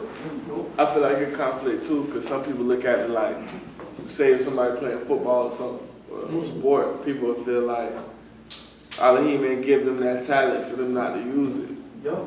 Guess what though? You looking at a talent. Who told you it was a talent? Mr. Charlie told you it was a talent.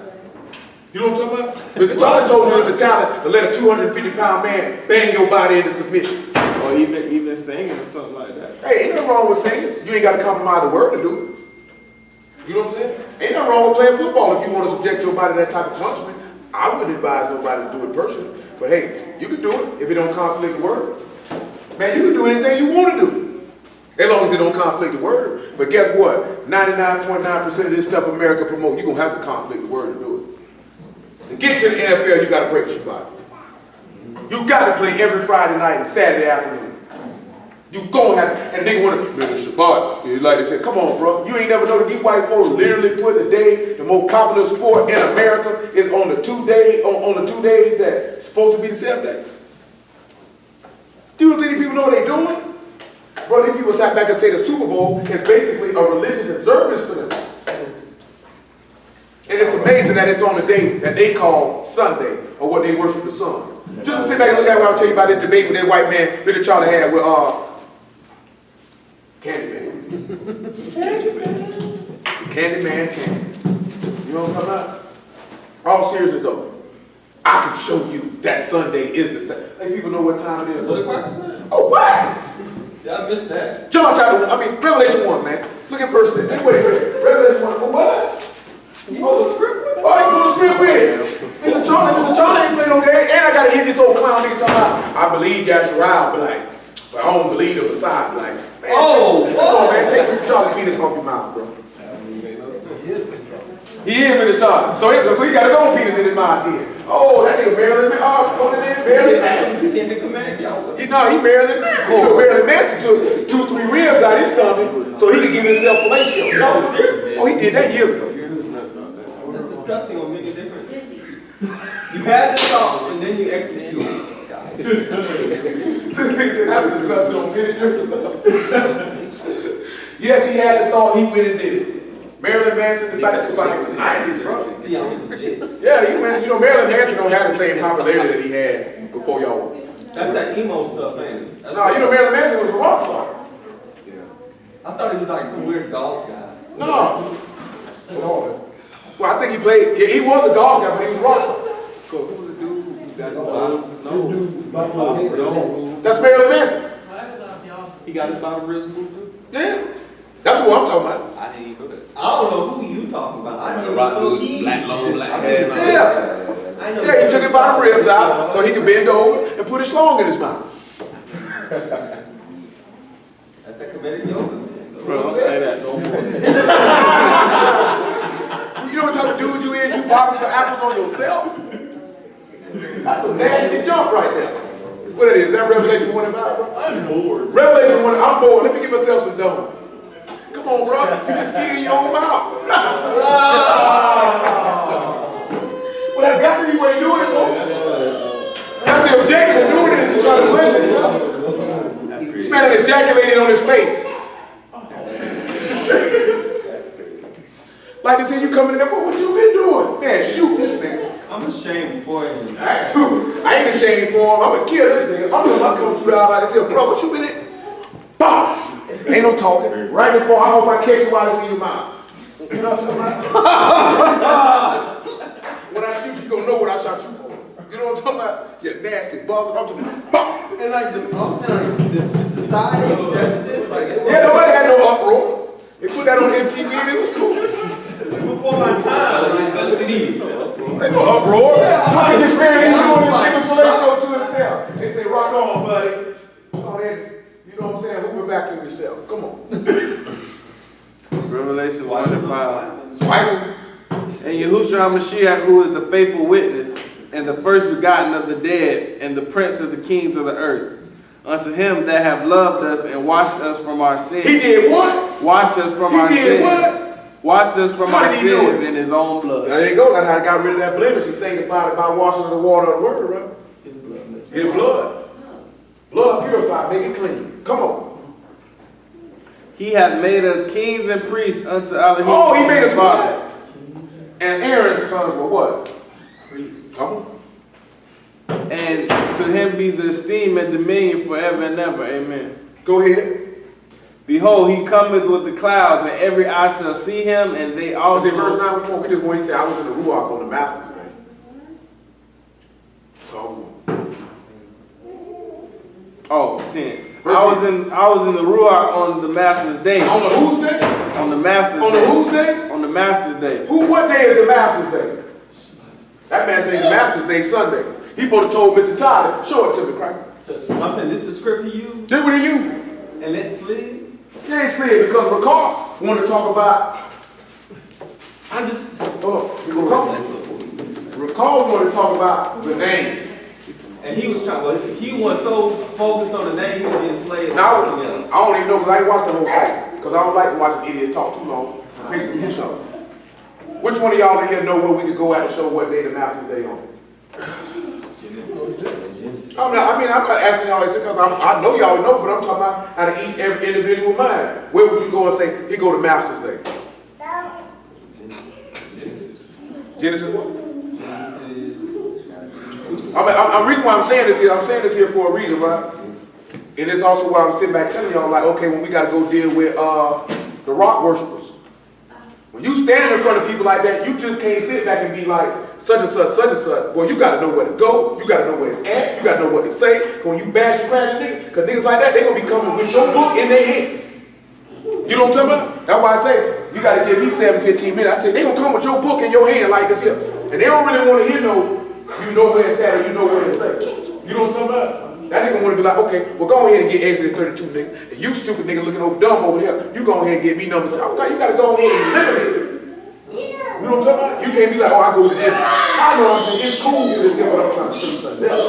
You know what I'm saying? You got to have strong command over your subject matter. See, Ricard didn't have strong command over his subject matter. So this is why this man can come, because we know, oh, Genesis 2 and 4, Cracker, what do you mean? 7 days sanctified Shabbat, what do you mean? Exodus 31, what do you mean? Huh? What you mean? John chapter 19, you got to ready for a preparation day, because that high day was a Shabbat. What do you mean? You know what I'm saying? You talking stupid right now. Do you need some more? Because my law say 2 or 3 witnesses let the matter be established. Cracker waiting on you to establish it.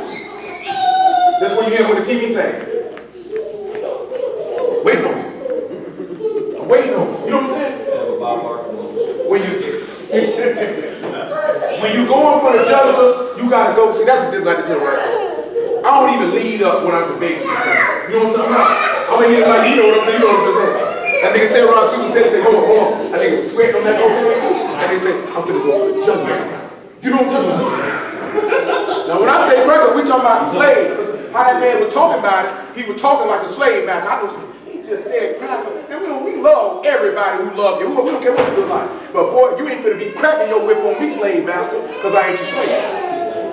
You know what I'm saying? I ain't none of your slave. You feel what I'm saying? You gotta know where the word cracker come from. It literally meant they crack the whip on the backs of the slave. And they still talk to you and come at you like that as if they your slave master and you they slave. Because a lot of their eyesight, now they all know, that's how they see. You know what I'm saying? So you have to let Mr. Charlie know off the rip. gotta let it know off the rip. I ain't none of you slave. You know what I'm talking about? I'm telling each and every one of them, like I say, I know you new to the word. So I wouldn't advise you to go at nobody. I'd advise you to hold your peace. You know what I'm talking about? I'm being dead serious till you're able to stand on what you believe, to defend it. Because if you ain't, go ahead. That just reminded me, because I guess how hard should you go, like when you... Sometimes if you don't have enough information to defend what you believe, a wise man will hold his peace. You know what I'm saying? That don't mean nothing, because see, the average person looking at, oh, so you can't tell me this and you can't tell me that. No, nigga, I can't tell you. I'm just learning, I can't tell you nothing. I didn't know the book, right? That's the word says, even a fool seems wise when he keeps. You know what I'm saying? But we ain't gonna say that, that's true, but we don't want to say they fool. No, because he talking about, how can I come at somebody who coming at me? This is, you be 100 with him. I believe this book real. I'm just learning about this stuff. I can't tell you this, that, there, and the third. So leave me alone. You know what I'm talking about? But if you want to know somebody who do, I can tell you, they're going to answer it for you. You know what I'm saying? Just be 100 with them. Don't lie. You know what I'm saying? I believe the book real. I know it's true. I'm just learning. I can't answer that question. But I know somebody who can. They can receive that. You know what I'm saying? That's just keep it 100 with them. I don't know the answer to that. Nigga, didn't I just tell you I just started hearing it 3 weeks ago, so now you think I'm the repository of all scriptural knowledge? You know what I'm saying? Will come at you like that, though, like, You know what I'm saying? You gotta keep it real with it. Nigga, I don't know, nigga. I'm learning, nigga. Do you know everything on your job, nigga? Okay, then, leave me alone. Hey, I'm happy for you. I'm saying, be honest with people, though. A lot of times when you start dealing with the word, you don't really want to let them know that you don't know something. Shoot, I don't know that. I ain't learned that yet. You know what I'm saying? I ain't learned that yet. I can't answer that question. But the key thing you say is, but I know somebody who can.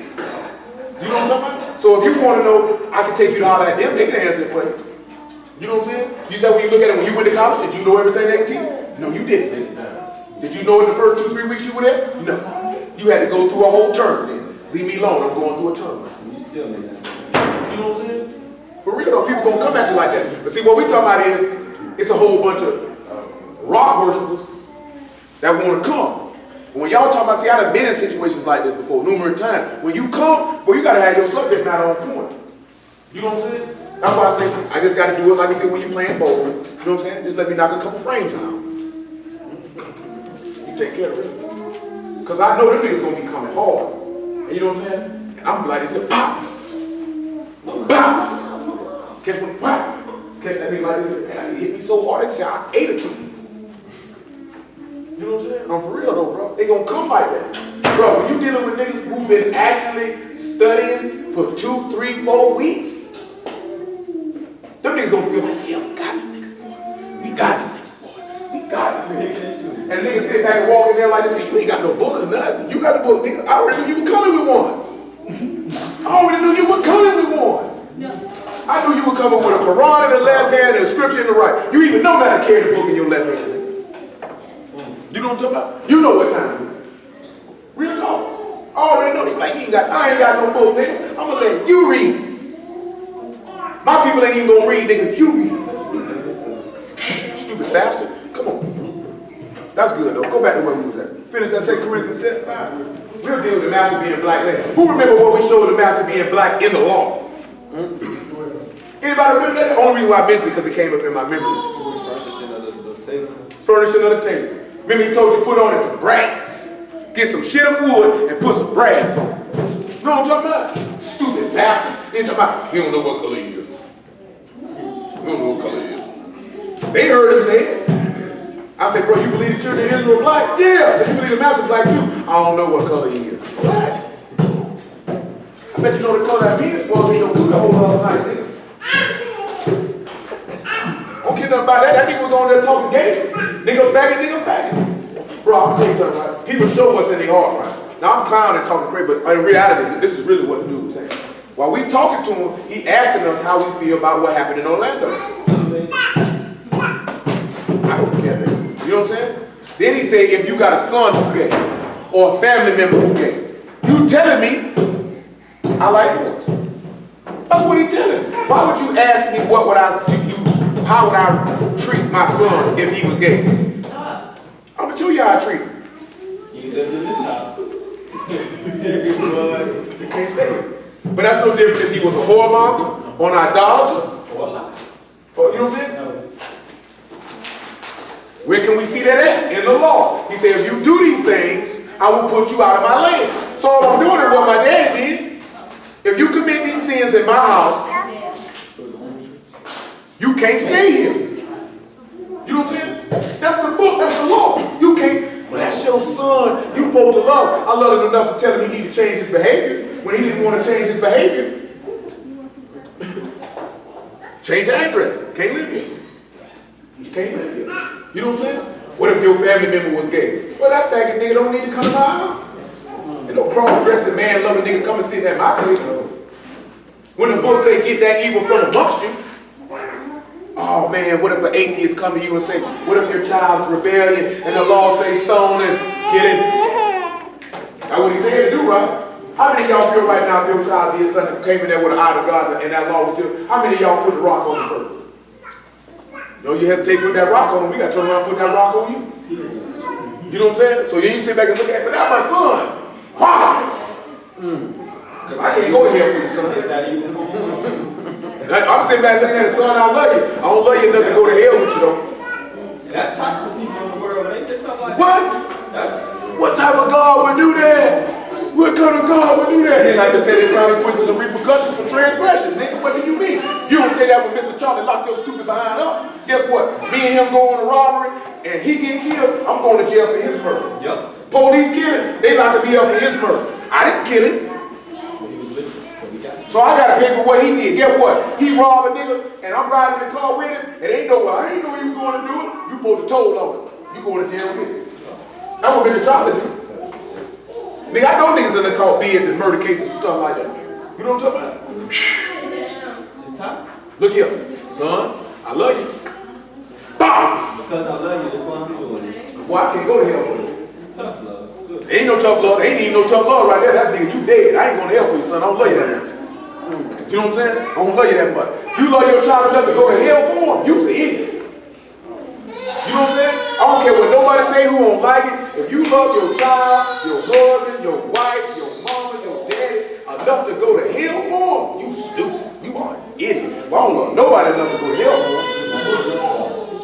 Then you sit back and think about that, because what type of vindictive, evil God, you don't never say that with Mr. Charlie. You ain't got no problem with Mr. Charlie. You know what I'm saying? Get off your knees, man. Come on. Well, think about it, man. Stand on your 2 feet and live as a man and live on your knees like a slave. Because that's when you're on your knees, you beg. You're in subjection to another man.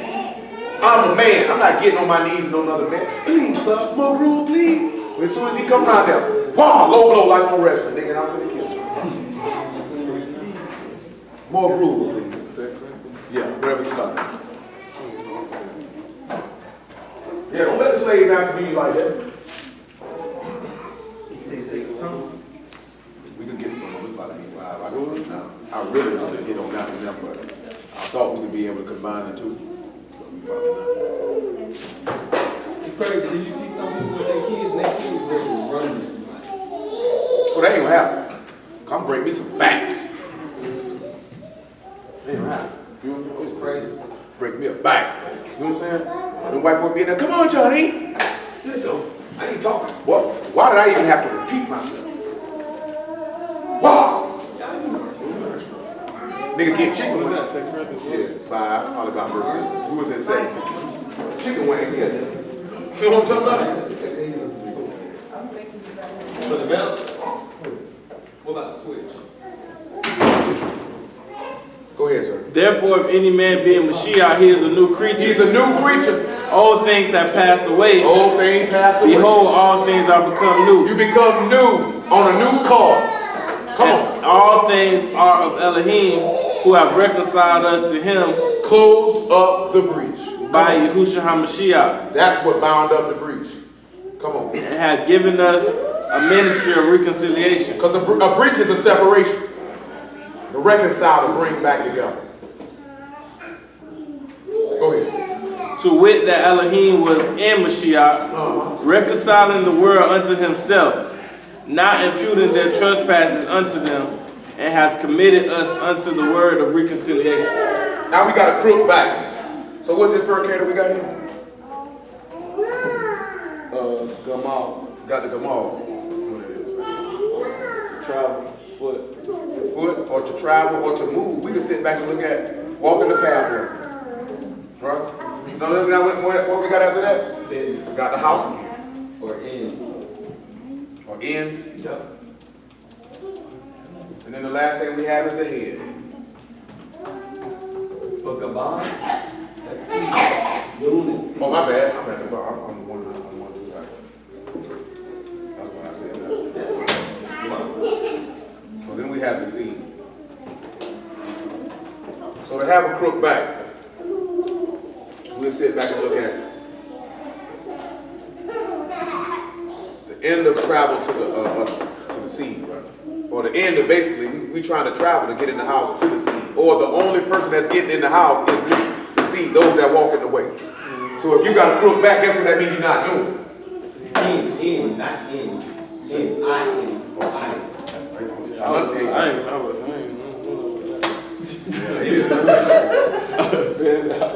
But basically the travel in the house, the seed that travels to get in the house. Well, we've already established who the seed was, right? You got a woman seed and a serpent seed. So we obviously know the serpent seed can't get in the house.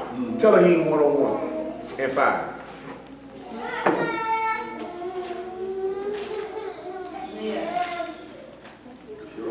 Alahym 1:1 and 5. Yeah. We might give you that. Ain't none of y'all had your stones broken. Whoso privily slandered, this what you want? Alahym 1:1 5. Whoso privily slandered his neighbor, him will I cut off. Him that hath a high look and a proud heart will I not suffer. He's not going to suffer you when you proud. My eyes shall be upon the faithful of His the eyes land. going to be on who? The faithful of the land. Go ahead. That they may dwell with me. They might do what? Dwell with me. In the house. John 15:1 says what? Abide in me and I in you. And you'll bring forth much fruit, or you'll be dwelling with him. He said, he that loveth me and keep my commandments, we will make our abode, or dwell with him. So when you love this man and you hear his word, then you will not be crooked back, because you'll actually walk that pathway. Maybe he said he that wandereth out of the way of understanding. The master told you he is the way, and the gate is straight and the way is narrow. So you have to travel that gate and narrow way to get into the house. Only people getting in this house is his seed. Again, we started off with what? Aaron's seed. All the master did to take you away from being crooked back was he showed you the way that you ought to go to get in the house. Go ahead, sir. Go ahead. My eyes shall be upon the faithful of the land. They may dwell with me. They may dwell with him.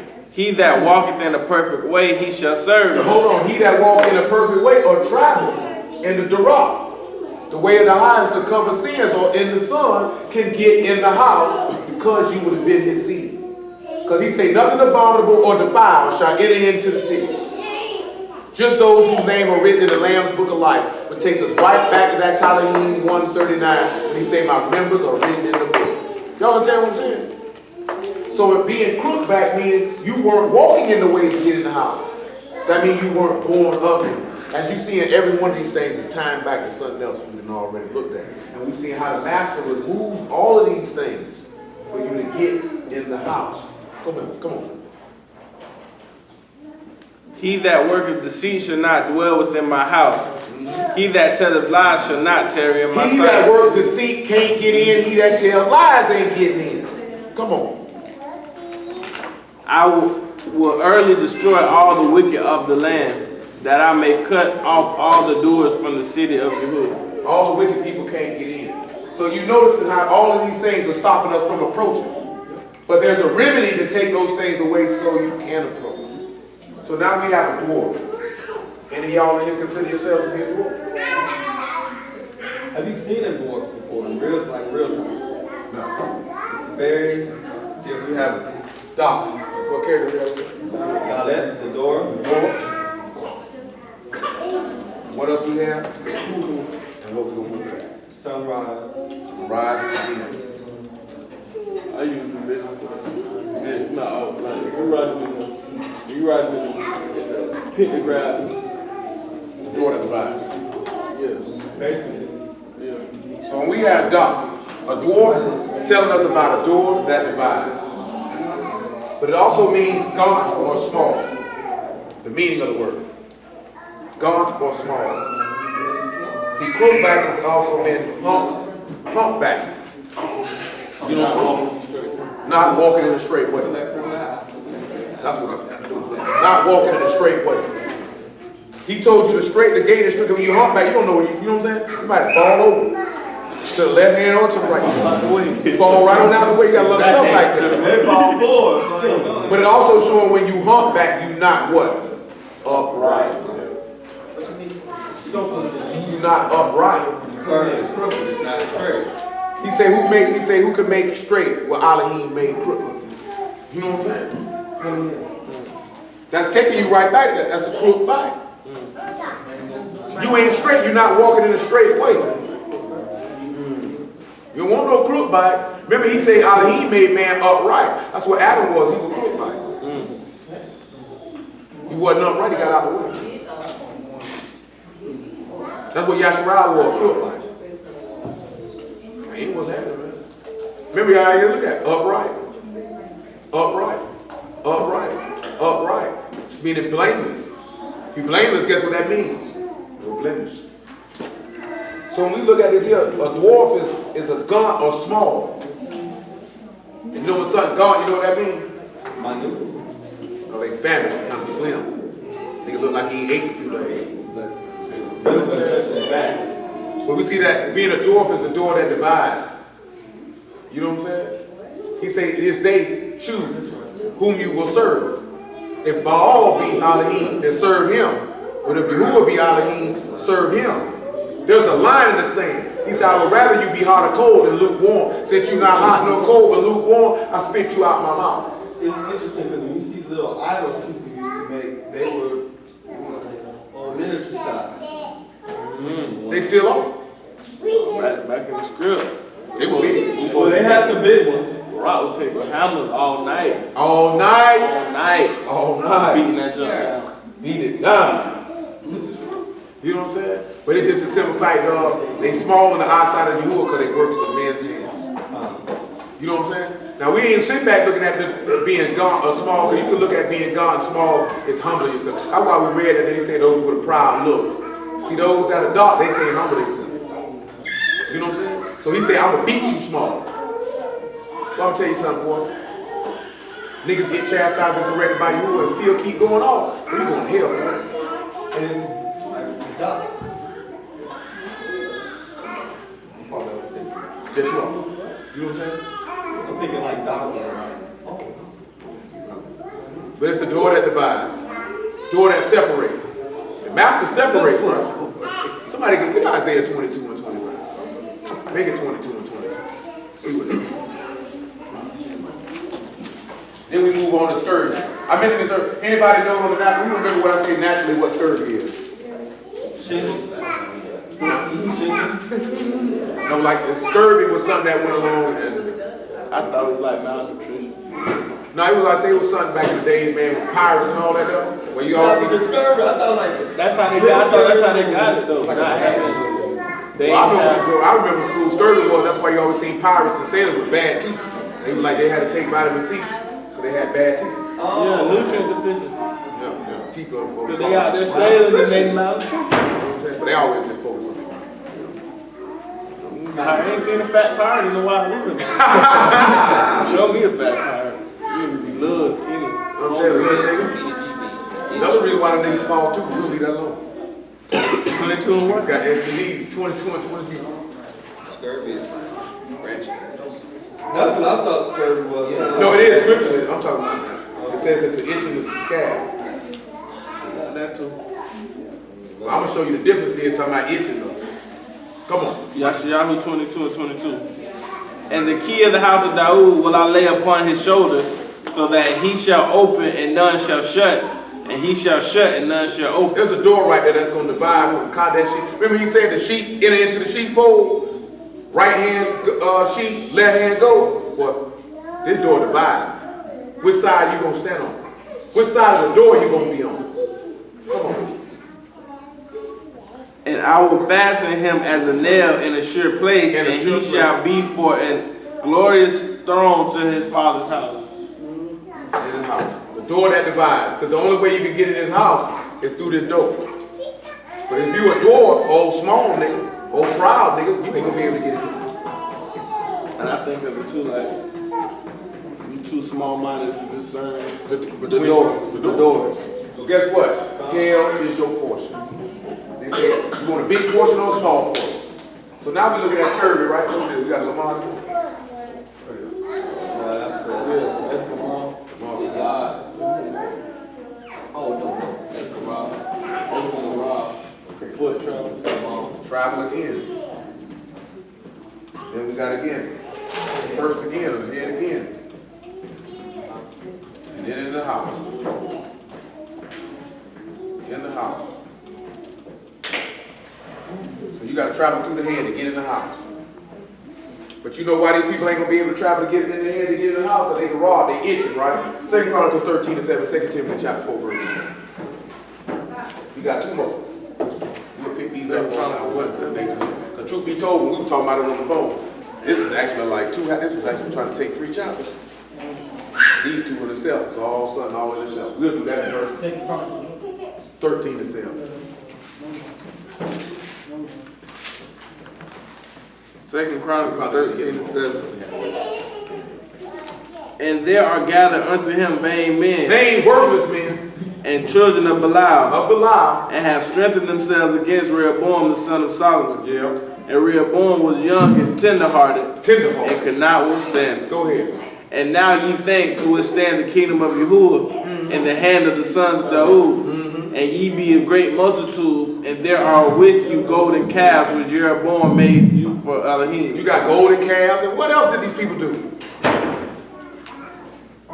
Have ye not cast out the priest of Yahuwah? You got rid of the priests of Yahuwah. The Why sons did you of get Aharon? the sons of? They got rid of Yahushua's sons And the Levites? and the Levites. And have made yourselves priests after manners of the nations of the other You lands? made you priests like the nations. Why did you, hold on, why did you do it? Because you were itching.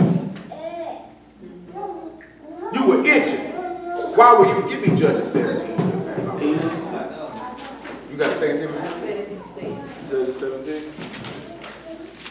See, we ain't gonna sit back and look at it, oh, you just itching here. No, this is where you were itching at.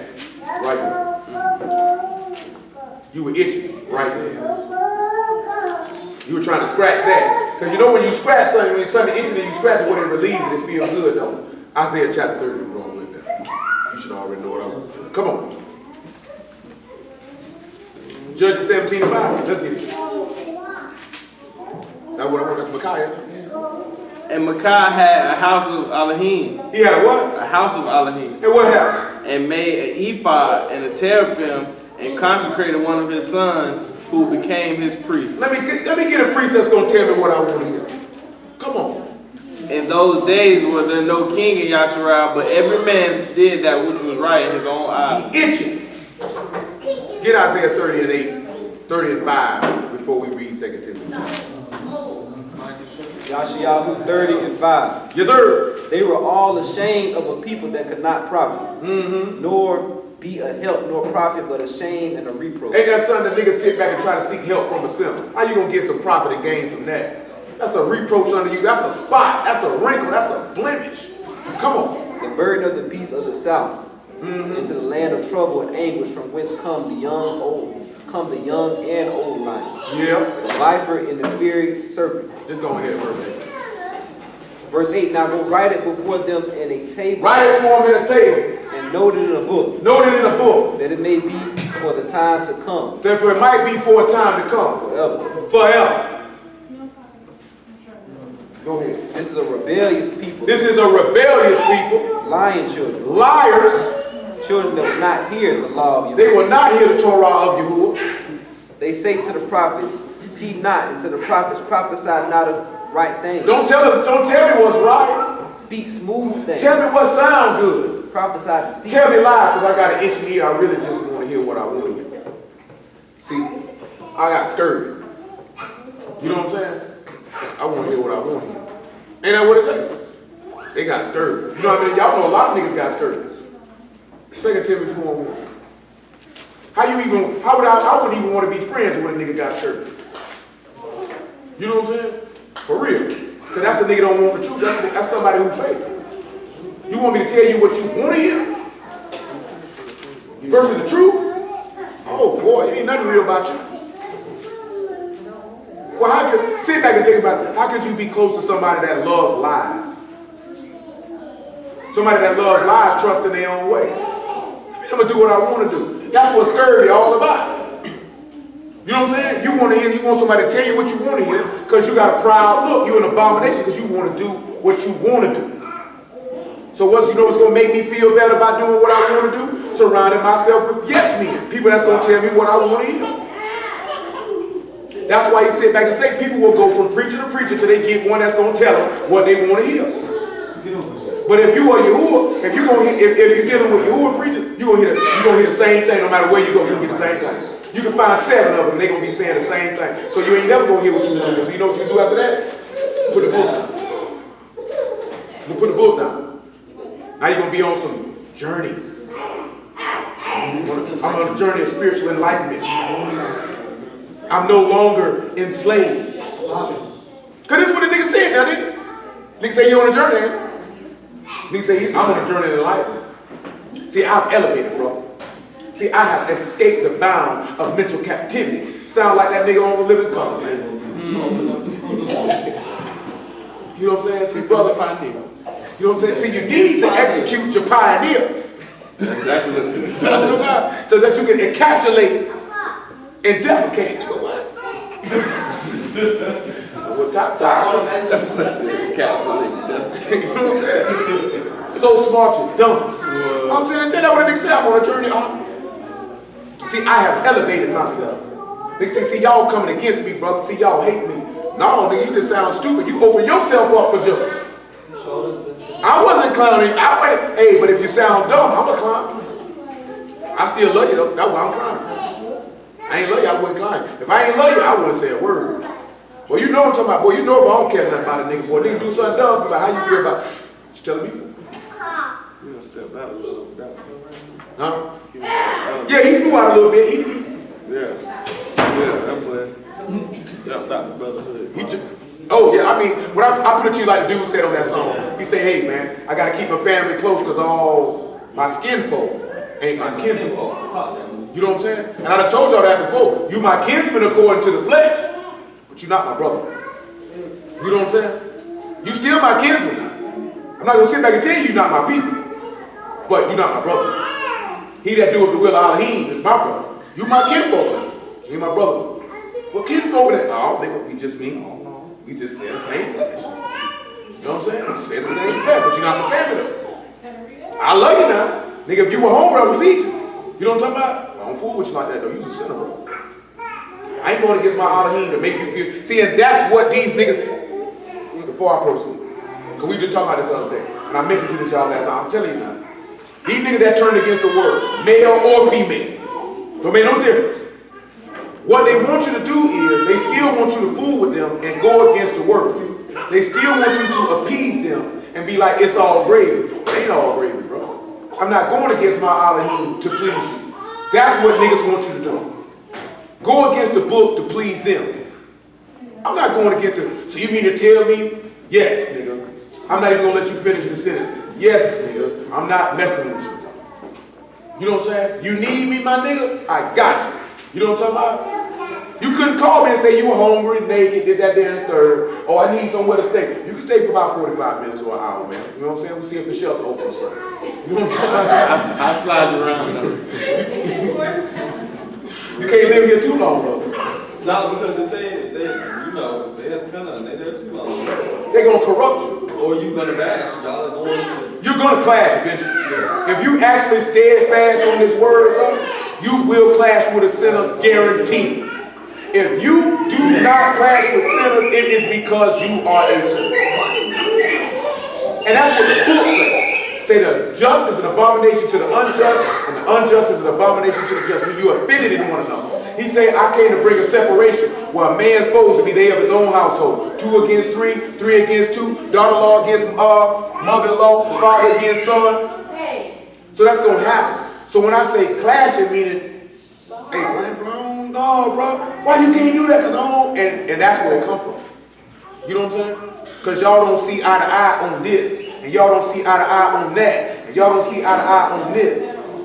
See, a nigga sit back and look at, well, as long as you ain't robbing or stealing, it's bigger than just robbing or stealing. Nigga, I don't deal with idols, cuz you got that big old cracker hanging on the wall, bro. You know what I'm talking about? I ain't vibing with that. Nigga get mad, he snack it off the wall. Nigga, let's say somebody say, okay, bro, you can stay here, bro. And okay, I got an extra room. And you say, hey, bro, what you got going on? We finna cook something. Oh, look, this nigga here put this crack on my wall. You know what I'm saying? You ain't even know he done hung this up in here. You know what I'm talking about? You done put an idol, cuz you got the whole house down. Because the law said don't even bring these idols in your house. Oh, bro, you gotta get that up out of here, bro. Oh, that's gonna be an issue. Oh, you staying with a nigga, they don't keep Passover. Nigga, they got all leavened bread in the house. Oh, it's gonna be some beef. You think you can dwell with a sinner and it's gonna be gravy? It can only be gravy because you a sinner right along with him. You know what I'm saying? Now, we talking about something like this here, right? Cause I know some of you might live with your people. So that's a little different. You know, boy, I gotta get up out of here. You know what I'm saying? It's a whole nother thing when this is your spot. And the nigga talking about they want to slide your spot. And they with that rabbit. You know what I'm saying? Because now I know the situation there you live with your people, you living with them. So you know you got to get your mind clicked on, I got to get out of here. Because I know we going to clash. That's why I know I got to get out of here. You know what I'm saying? Because it's going to happen. Boy, you really still standing fast on this word, bro, you going to bump heads with every sinner walking or the word is a lie. You know what I'm talking about? Guess what, bro? This man, look at, I be at him with him at the pool almost every day before I go pick up his cousin. You know what I'm saying? We sit down and talk with these simple. They know what time we on though. You'll sit back and look at it. They'll sit back and know it's just certain stuff I can't say to brother. These people know, but the only reason why they do that, because they respect it. See, some people respect it. You know what I'm talking about? But it's only respect in short bursts. Because you better believe you couldn't be around them all day, every day. They're like, this nigga gotta get from around me.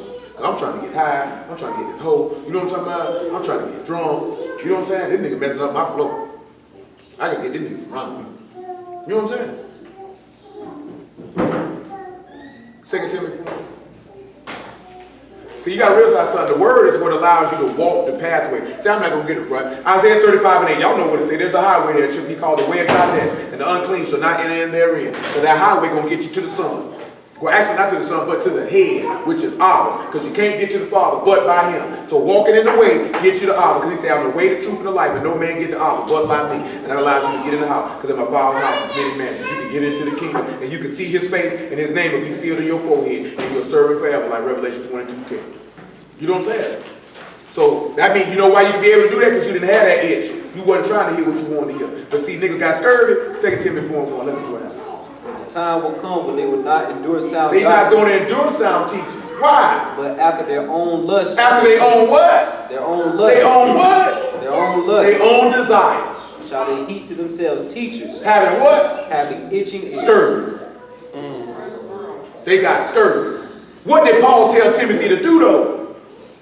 And they shall turn away their ears from the truth. They gonna do what? They shall turn away their ears from the truth. So they gonna turn away their ears from the way, so they won't get Abba, so they ain't getting in the house. So guess what that means they won't?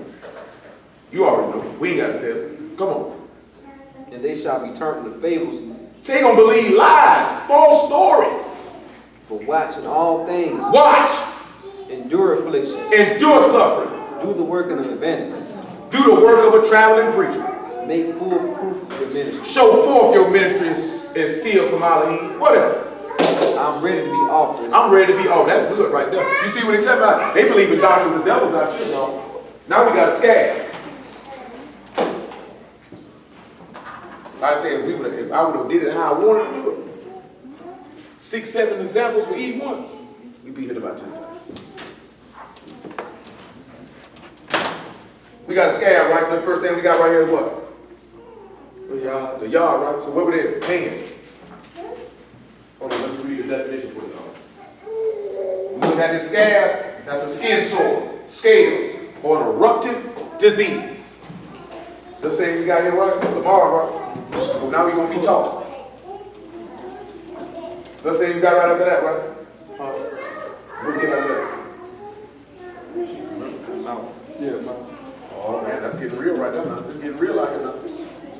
Now that we got the taller. What that is? Sign mark. Covenant.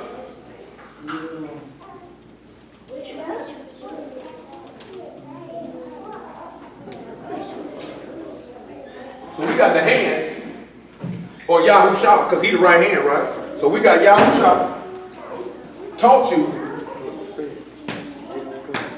with his mouth, or the words that I speak unto you are Ruach and Alahym, that you might be a part of the covenant. You know what I'm saying? So guess what happens when you scab? You got an eruptive disease. So you know what he was trying to do? Get that eruptive disease up off you. What would be that eruptive disease? Sin. Go to Acts chapter 22, verse 12. I'm going to show you something with them scales. Because Paul had some scales fall off. Where did them scales fall from? His eyes. Do you see the verse in Alahym through all this here? Because what you're supposed to be catching is not just what's going to stop you from getting there, but how he took it all away. You understand what I'm telling you? That's what you're actually supposed to be catching. Not just on the fact of, okay, I can't approach the Alahym if I got all these things on me. But actually, each one of these words was testifying of the mercy and salvation of Yahushua HaMashiach, that he took all of these things away. Because look at that. That word ain't testifying about a nigga got an eruptive disease. That word is testifying of the man who came to take away the eruptive disease. So he came away to take death away from you. Because you couldn't come to the man like that. He turned around to take the scurvy away from you. To give you an ear to hear. He said, any man that have an ear to hear, let him hear, right? All these things sit back telling you, boy, that's how you pull the truck, man. You sit back and you see something like this here, ain't no way in the world I'm going to turn back. That man did all of that. Because pretty much all of us at one point in time had every last one of these things on us. At one point or another. Now, some people, all at the same time. You know what I'm saying? Especially that first one. All of us had that. Everybody had sin on them. Everybody had that. Ain't nobody. See, I ain't read it right, because we had that clown nigga on the phone, right? You saying you ain't sin? Nigga, ain't nobody said they ain't sin, retard. He said, if you say you have no sin, then you a lie. I said, but read the next verse though. He said, but if you confess your sins, he is just to forgive you and to cleanse you from all unrighteousness by the blood of Mashiach, to get the blemish and the spot and the defect out of it. You know what I'm saying? And that means guess what you would have to do? You can't have no scab on you. I mean, no itching ears. You can't be proud. You know what I'm saying? You can't have that stuff on. You can't be blind. Because he said, who can give sight to the blind but Alahym? That's what he did. Who can make a man walk upright? He said, who can make crooked, make straight what he done made crooked? But once Alahym done made you straight, who can make you crooked? You know what I'm talking about? What's going to make you straight? The word going to make you straight. So when you sit back and look at that, straight gate, narrow way, that's what's going to make you straight. Because it get tight. You know what I'm talking about? That man came and took all this away. So you could approach. We have to remember that. You know what I'm talking about? This ain't just like, oh, I can't go to Alahym. No, man, pay attention. Look at, that's the salvation of your God right now. Go ahead, sir. Acts 22 and make it 10. That's what you really supposed to be catching. That's the salvation of your Alahym right now. And I said, what shall I do, master? Make it 8. 7 sound better. And I fell into the ground and heard a voice saying unto me, Saul, Saul, why persecutest thou me? So why you persecute me? And I answered, who art thou, master? Who are you? He said unto me, I am Yahushua of Nazareth, whom thou persecutest. Whom you persecute. And they that were with me saw indeed the light and were afraid, but they heard not the voice of him that spoke to me. And I said, what shall I do, master? And Yahuwah said unto me, arise and go to Damascus, and there it shall be told of thee all the things which are appointed for thee to do. Go ahead. And when I could not see for the esteem of the light being led, He couldn't what? he could not see for the esteem of that light being led by the hand of them that were with me, I came to Damascus. He couldn't see. He was blind. Go ahead, sir. And one is a devout man according to the Torah, having a good report of all the Yahudim which dwelt there, came unto me and stood and said unto me, Brother Saul, receive thy sight. Receive what? Thy sight. Receive what? Thy sight. How about y'all receive your sight? You know what I'm saying? Go ahead. In the same hour I looked upon him. And He did what? In that same hour he looked upon him. Come on. And he said, the Alahym of our fathers have chosen thee, that thou shouldest know his will. That you should know what? His will. And what else? And seeing that the just one, and should have heard the voice of his mouth. Go ahead.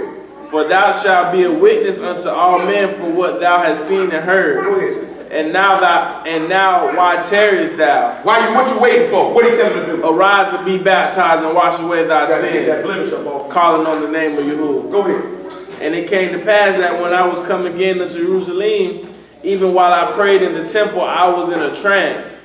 And I saw him saying unto me, make haste, and get thee quickly out of Jerusalem. That ain't what he said the scale fell off.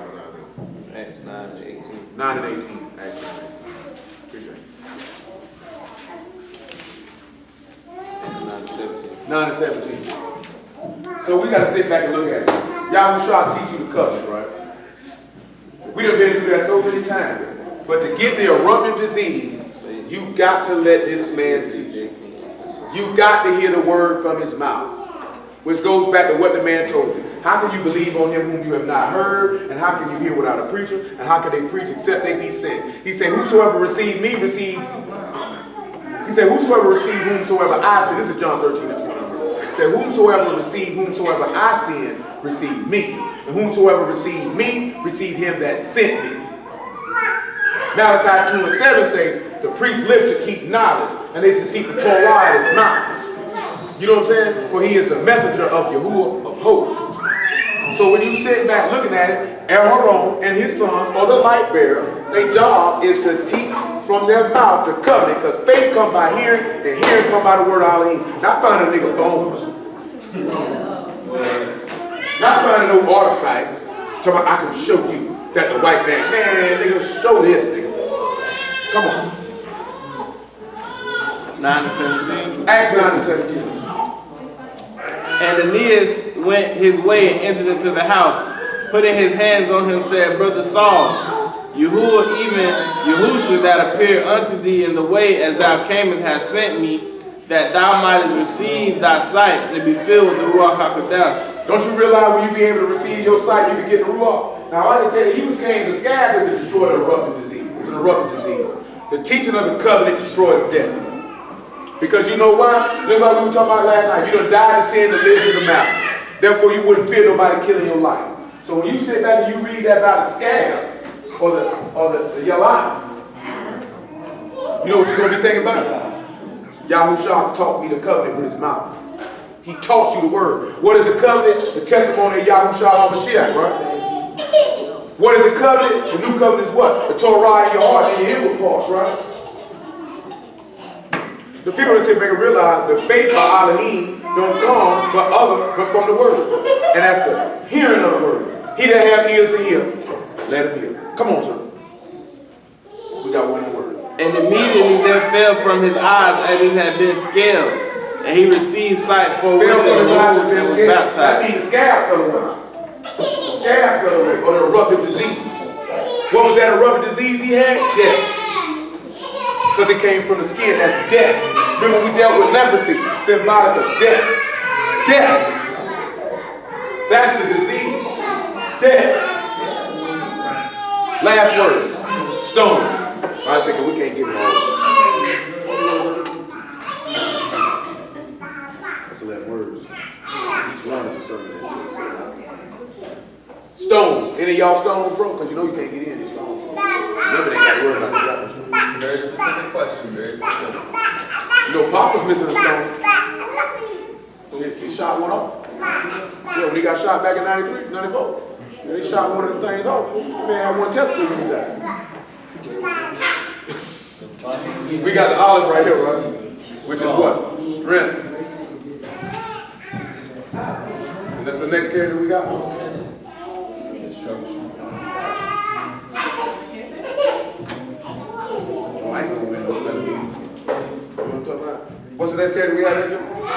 The sun. The who? The consume. What the last one is?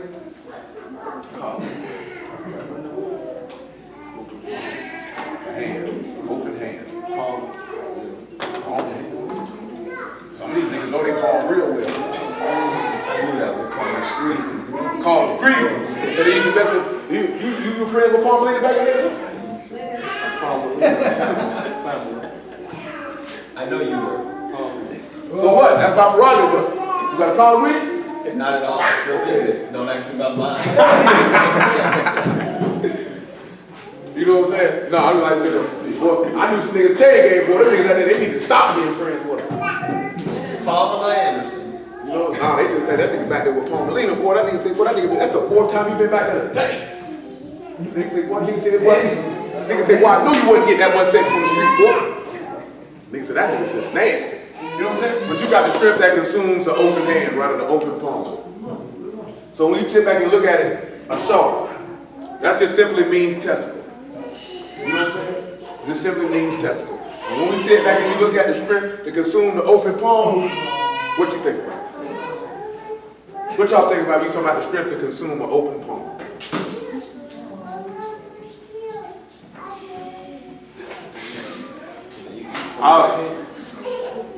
I would say the Ruach gives you strength. It will. Because you know why? Let's sit back and we break it down like this here because we got the roll. Ruach give you strength. This is Isaiah 26:12. Trust ye in Yahuwah forever, for Yahuwah is everlasting strength. So faith in Yahuwah will do what? Consume the open palm. When you sit back and you look at an open palm, he say, open your hands and receive what I have. You got to be open. So you have to be open. So you're saying token.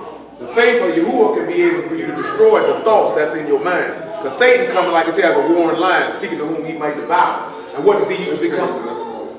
Well, praise God. What did he sit back and how he came at the master? He came and offered him. He came to offer him the world. He came to offer him love. That's why niggas fall off and they stupid. Because somebody's coming to you, offering you the things of the flesh that are going to consume you or destroy you. The strength of your faith in Yahuwah is what will allow you to not receive that. You know what I'm saying? Because Satan come offering many things. And you have you thinking it's Yahuwah offering it. But really it's your own flesh that you thinking he offering. Because that's what you want. You just seeing what you want. You know what I'm saying? You can't see what you want. But in all that there, what we sit back and look at it. Revelation 7 and 9. We stop it right here. We're going to go no further. It's 5 minutes. Revelation 7 and 9.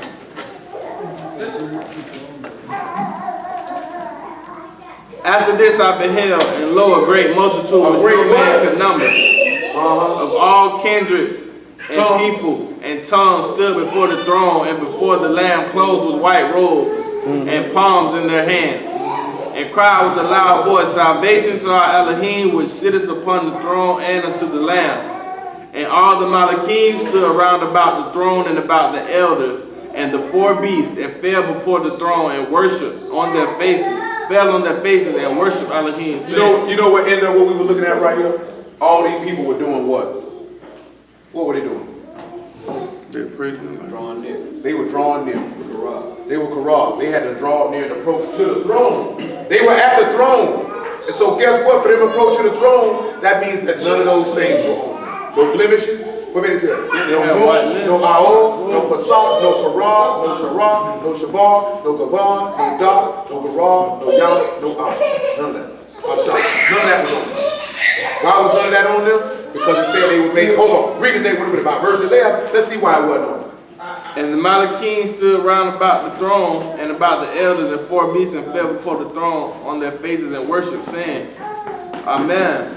Blessing and esteem and wisdom and thanksgiving and honor and power and might be unto our Alahym forever and ever. And one of the elders answered, saying unto me, what are these which are arrayed in white robes? He said, who are these people? And whence came they? Where did they come from? And I said unto them, Sir, thou knowest. He said, you know. And he said unto me, these are they which came out of great tribulation Out of and great have washed, affliction, he said, through much tribulation you must enter into the kingdom of Shamahim. What else he say? and have washed their robes. They did what? Washed their robes and made them white in the blood of the Lamb. Blood of the Lamb will get that stuff off of you. So that's faith, was to wash a man and make him clean and make him whole. Now the one thing we'll finish in what I mentioned right now, so all this was for who? Aaron and the priest, Aaron and his sons. We know Moshe is the high priest after order Melchizedek, telling him 1:10 and 14, right? Hebrew chapter 7, turn around and back it up, or Hebrew chapter 5, or Hebrew chapter 6. As a matter of fact, maybe a little bit of Hebrew chapter 8 if you want to choose that. You know what I'm telling you? So now when you sit back and look at it, we already read in Revelation that he said you were made kings and priests by his blood. Ain't that what it said? We know priest take you to Levi, which means join. If you join to Mashiach, it means you one with it. You know what I'm talking about? So being a priest ain't necessarily talking about us just teaching the law. Because he said he would make you what in Exodus chapter 19, right? A kingdom of what? So he wasn't talking about all Levi. Then Peter come back and tell you in 1 Peter chapter 2 by verse 5, you are a spiritual priesthood that offer spiritual sacrifices unto Yahushua HaMashiach, which is the reason why we want to try to combine all of these, because then this is what this is talking about. So then Most High willing on the Shabbat, we'll come back and show you, next Shabbat we'll come back and show you this. You know what I'm talking about? Because this we're talking about offering spiritual sacrifices, and when we go look at Leviticus 1 and 2, we wasn't talking about no bulls and goats. Man ain't never wanted them. You know what I'm saying? So that's when we turn around and you look at it. In Hebrew, we would look at all these words and thought all these words were talking about literally being blind or being lame and all these type of things. And in Hebrew, we would turn, and in English, what I should say is, that's what we would have thought. But then we see in our language, we're talking about something else. When we read about these sacrifices, we go look at Leviticus 1 and 2, you can think this is really talking about offering bulls and goats. It's not talking about it. It's talking about you. You know what I'm saying? He wanted you to offer yourself. He wanted you to wash yourself. You know what I'm saying? He wanted you to be the sweet savor. He wants the ruach to be on you. That's the oil he wants. The frankincense that he wants you to smell, that's you offering yourself up. Because you would have took a delight to do it. Because the master delighted to die. You know what I'm saying? He delighted to let me do what I would want me to do versus what I want to do. I can't go do this over here, but I'm not. Yeah, I'd like to do this over here. I think I'd be happy, but I'd be happier with yours. So I'm going to go that way. That's what niggas' mind mess up at. But all I mention that area is when you're born in the Mashiach, you become a priest, which means you become his sons, which means you're the son of Aaron, and therefore you can do all that. Finish verse 19. Therefore you will be able to approach to do something. Which is what we were talking about last night with the leaven on your shoulder. No man that has a blemish of the seed of Aaron, the priest, shall come nigh to offer offerings of Nobody who's got a blemish on them can come to make a sacrifice. You must offer your body as a living sacrifice that is your reasonable servant. So you can't come to you with no sin on you, you ain't gonna take it. Deuteronomy tell you that. Can't bring you no sacrifice with no blemish on it. Come on. It says, you shall not come nigh to offer. He shall eat the bread of his Alahym, but of the most Kudash and of the Kudash only. Hold on, read that again. It says that he that has a blemish shall not come. He that have a blemish cannot do what? Come nigh to offer the You bread. can't come near to offer the bread or offer your body. He shall eat the bread of his Alahym, both of the most Kudash and of the Kudash. That man said if you got any blemish on you, you cannot offer yourself. Ain't that what he said? So that means he ain't gonna take it. You gotta be clean. Hallelujah for Yahushua.